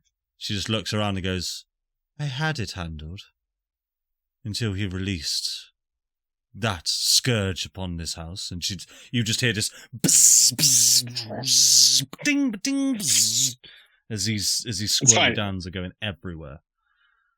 They don't need batteries or anything. I don't know if you can turn them off. Fascinating machines. Whoever invented them is a genius, but also a bastard. Yeah, you've got this handled. So you're going, are you?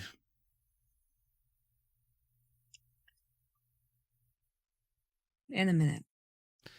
Look, I thank you for saving us. I love you, brother. I'll go and save the world.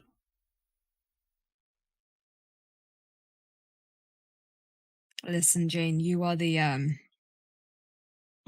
brains of the operation. Yes, I am. That's a given. You threw yourself off a fucking tower. I know. Sharp look from Flopsy. Yeah. Oh, 1 second. Wow. That was stupid, wasn't it, Flopsy? It wasn't clever. Yes. What an idiot. Either way, I've got some savings put aside that we'll put it somewhere safe for you, and you use it to get to university. Yeah. Gonna be a nerd. I do love my maths. Yeah, go read books and shit. I don't know. No need. Also, I have this really, really interesting book, and I'll pull out the fucking book they never read. No, don't. Is this that fucking shit book that? Listen, Jane, I bequeath this to you, and I only pulled out a couple of pages for necessity. You're giving them the shit book? I'm giving her the book. Don't give her the book. Give her the book of herbology that she got from Ella's house. Do that one. Oh yeah, there's another one as well. No, not another one. Just one. There's just one book, and it's the herbology book. Don't traumatize her. She has taken the shit book. she's taken it. She's like, this is mine. You now. take the shit book, and then there's this other one that's about like plants and stuff. It's I don't know. I do love plants. Sorry, and I just took it. Yeah. Just Jane, just that book, and she's going to point at it. That's like an R-rated like book. Don't read it to the kids at bedtime. Just don't read it. I would personally say, but you know that's just my opinion. Don't drink the cider. Don't read the book. We won't do either. You can drink the cider. You're 18. You can do whatever the fuck you want. Well, within reason. Don't let the 10-year-old drink it. No. Or read it. Okay, great. Okay, cool. Also, do you find any useful information in that book that sort of springs out when you read it? Give them a sending. Yes. Oh, what? You didn't read it all? Yeah, I'll read it for you. That's fine. Well, we were sort of passing it around, and then it got to someone who didn't want to read it. Yes, I will do. Yeah. I'll tell you the ending. Me. Hey. Cool. Oh, cool. Cooler voodoo mechanics. Ooh, that's really cool. Hey, Mitz, do you want to see my room? Yeah, sure. Because he really feels like he needs to have some brownie points. He will take Flopsy to see his childhood bedroom. Because he never got to see hers with all those stupid band posters on it. To describe your childhood bedroom for us. Oh man, it's really shit. I really don't know. Poster of Ewan McGregor and that sort of thing. It would be like, what would it be? So it'd be really small. It's actually one of the few. He's one of the few people that had their own room. So I feel like his parents, until his dad died, had their room, and he had his room. And Jane probably had a room, and then everyone else was just like in the main living space, like in bunks and stuff. So his room is basically like someone's turned a cupboard. He's like Harry Potter. Someone's turned a cupboard into a bedroom. So it's really tiny, but it's got like scribbles of shit poetry and like scribbles of artwork that you can clearly see like through the ages as he's kind of like been practicing stuff and then got better, and like paint pots that are kind of half open and stuff like that. It's not very it's not impressive, but it's very him. And he'll kind of close the door and be like, see, I never got to see yours. You're all embarrassed.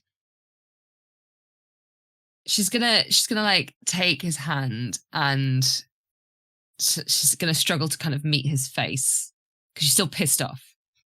But yeah, she's just gonna say, Julius, I'm really proud of you for doing what you did. But please don't ever put me through that again.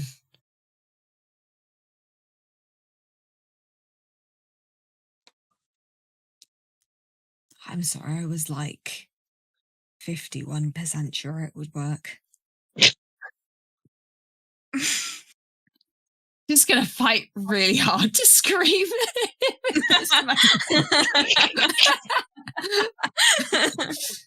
Well, I guess that's better than 50, right? Look, I nearly lost you in the castle last night.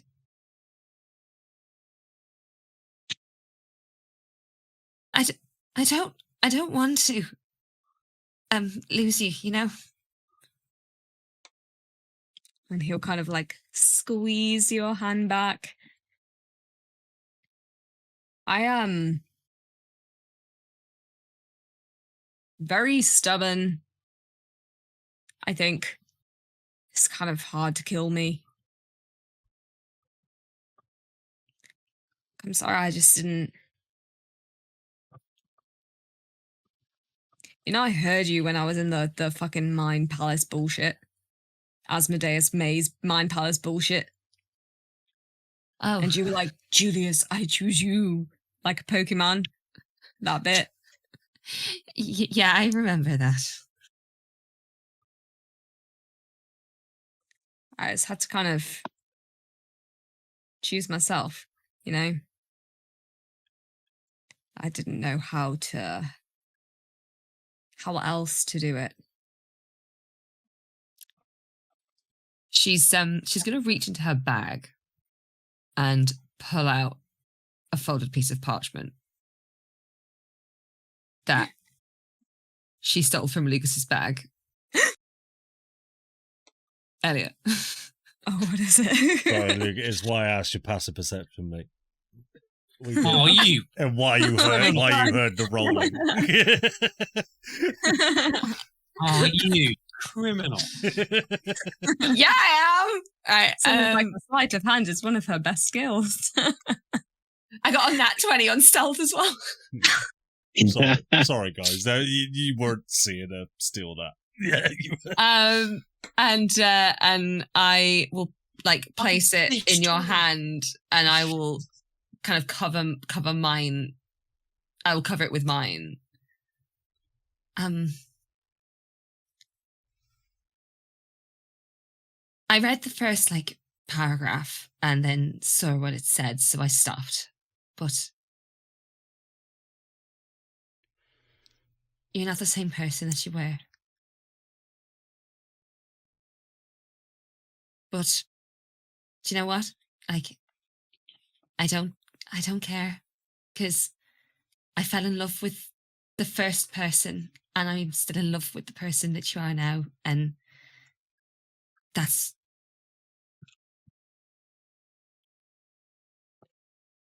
And she kind of like just sort of drops her gaze and doesn't know where to kind of end the sentence, so she just like.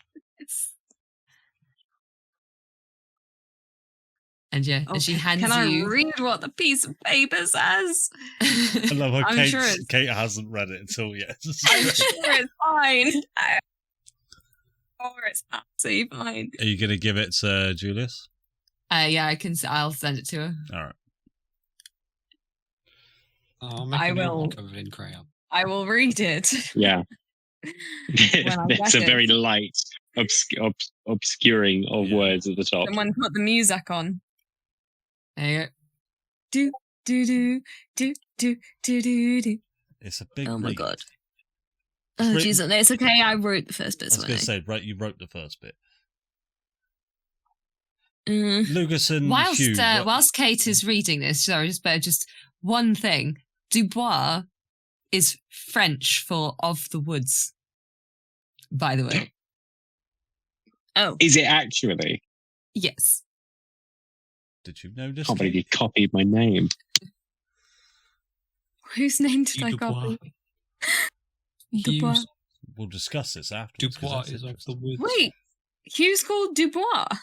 No, Hugh is of the woods. Oh, Hugh of the woods. Right, sorry, yeah. Connection. Oh my god, that's a crazy coincidence. Just want to put that out there. I did not plan that.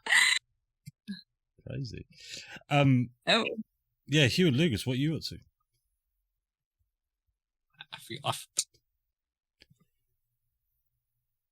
I don't know. You see squirrely dads going everywhere. Lugus, roll a dexterity saving throw as the kids try to dogpile you once more. For God's sake. Oh, kids and Hugh. Whoa, fuck I'm me. getting in on that. Right, roll it at disadvantage then, Lugus. Okay. Oh, it could have been a good one. Oh, damn. 11. Unfortunately, you managed to dodge two of the children as they sort of tried to rugby tackle, but the third one just lands a direct hit, and you just see this large Hugh just go, ha ha! There we go. And you have now delivered a dog part to Lugus, who is squeaking underneath. Roll a contested strength check, you two, because you two are strong. Let's see. No, Hugh's got. But Hugh's got a belt and expertise. Hey, well, it's athletics, yeah. Athletics, yeah. Come on, Lugus. Come on, Lugus. You can do it. 28. Almost impossible. Come on, Lugus. Oh, that's it. Oh, Oh, it's good. oh, Oh, no! There's a moment as Hugh is just kind of lifted off the ground. It's like that. It's like that moment in Marvel where what do you call it? Steve Rogers picks up the Steve hammer. Rogers picks up the Mjolnir, and Lugus, you start to push, and Hugh, you're going, and you feel your body just start to move, and you're like, what? You feel yourself being moved, but ultimately you manage to win the strength check. Oh, I've got to remember this. I've got to remember this for that time when Lugus is going to beat me in a strength check. And I was like, I knew it. Yeah. Brilliant. But yeah, you two up to anything in particular? General playing with the kids. I'm assuming there's a jam sandwich. Yes, I could go for a jam sandwich. Be a jam sandwich. I'm gonna try. Yeah. I'm gonna try find cider. You're gonna find what? Sorry.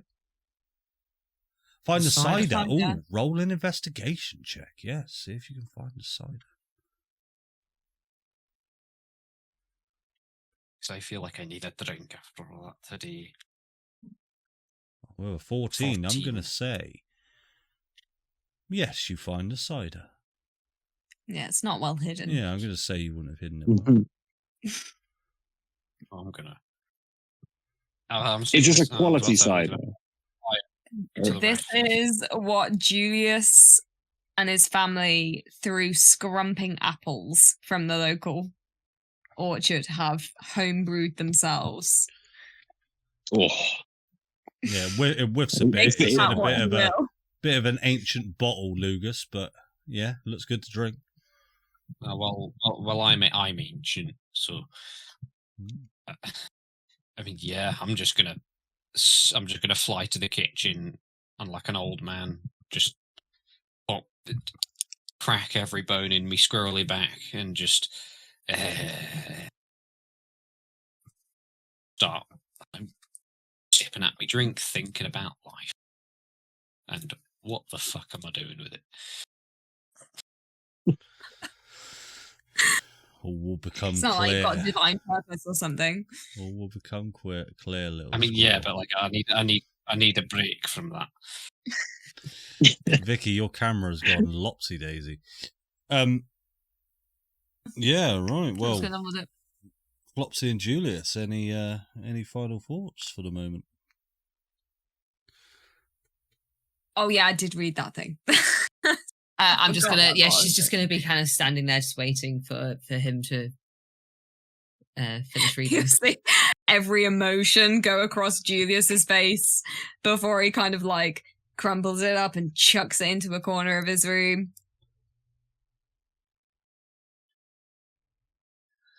What did it say? If you don't mind me asking. Did you not read it? I read the first paragraph. I didn't read anymore. It was when I realised what it was that I was like, oh, I shouldn't be reading this, and so I didn't. Yes, Kate. What was her name? Caitlin Dobson. Sounds like a right freak. Caitlin Robson. What a nerd. It doesn't. Do you want to go on a date?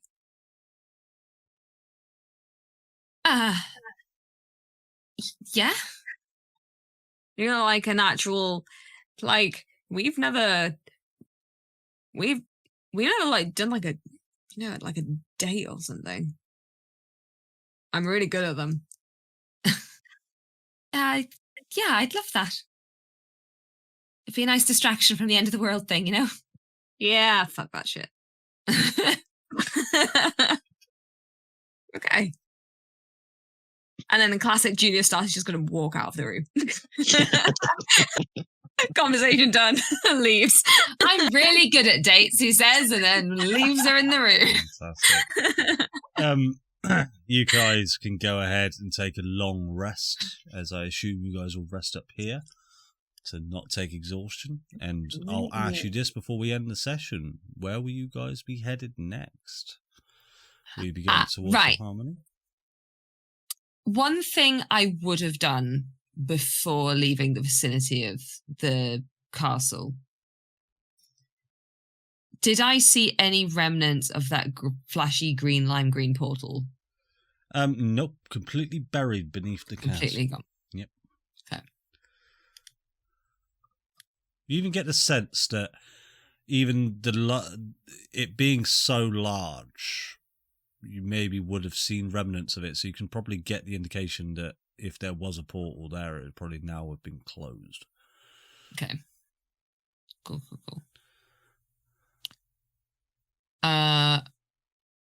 So yeah, where are we going then? Well, I think it would be good to retrieve some pieces of Hugo. He's... I was going to say Hugo's armor and then realize that he got splattered and maybe just do a little burial for Hugo. Reminisce about all the good times, getting the shit kicked out of me. Bury him. He never kicked as hard as he could have done, He was a good guy. I'll tell you what, that's what you remember is you can, looking back on it now, you always remember him pulling a punch. He pulled a punch. He was actually great. So we'll bury Hugo. And I'd probably check in. Well, I need to speak to my daughter and I speak to Amy. Well, I'll tell you what, that is where we'll pick up from next session. There we go. I hope everybody had a lovely time back playing Echoes of the Past. As always, give Vicky's mum a wave. And I thought it was 3 viewers, but Vicky said that she watched it. So maybe we're down to 2. Who knows? That's the fun. I've only watched the last couple of episodes because I've been marking a lot, and it's nice to listen to while I'm marking. Listening to yourself. I watch every single one of them because I'm a narcissist. On that note, thank you all for watching. See you all next time. Bye bye. Bye. Bye bye bye bye bye bye bye bye. Echoes of the Past. Bye bye bye.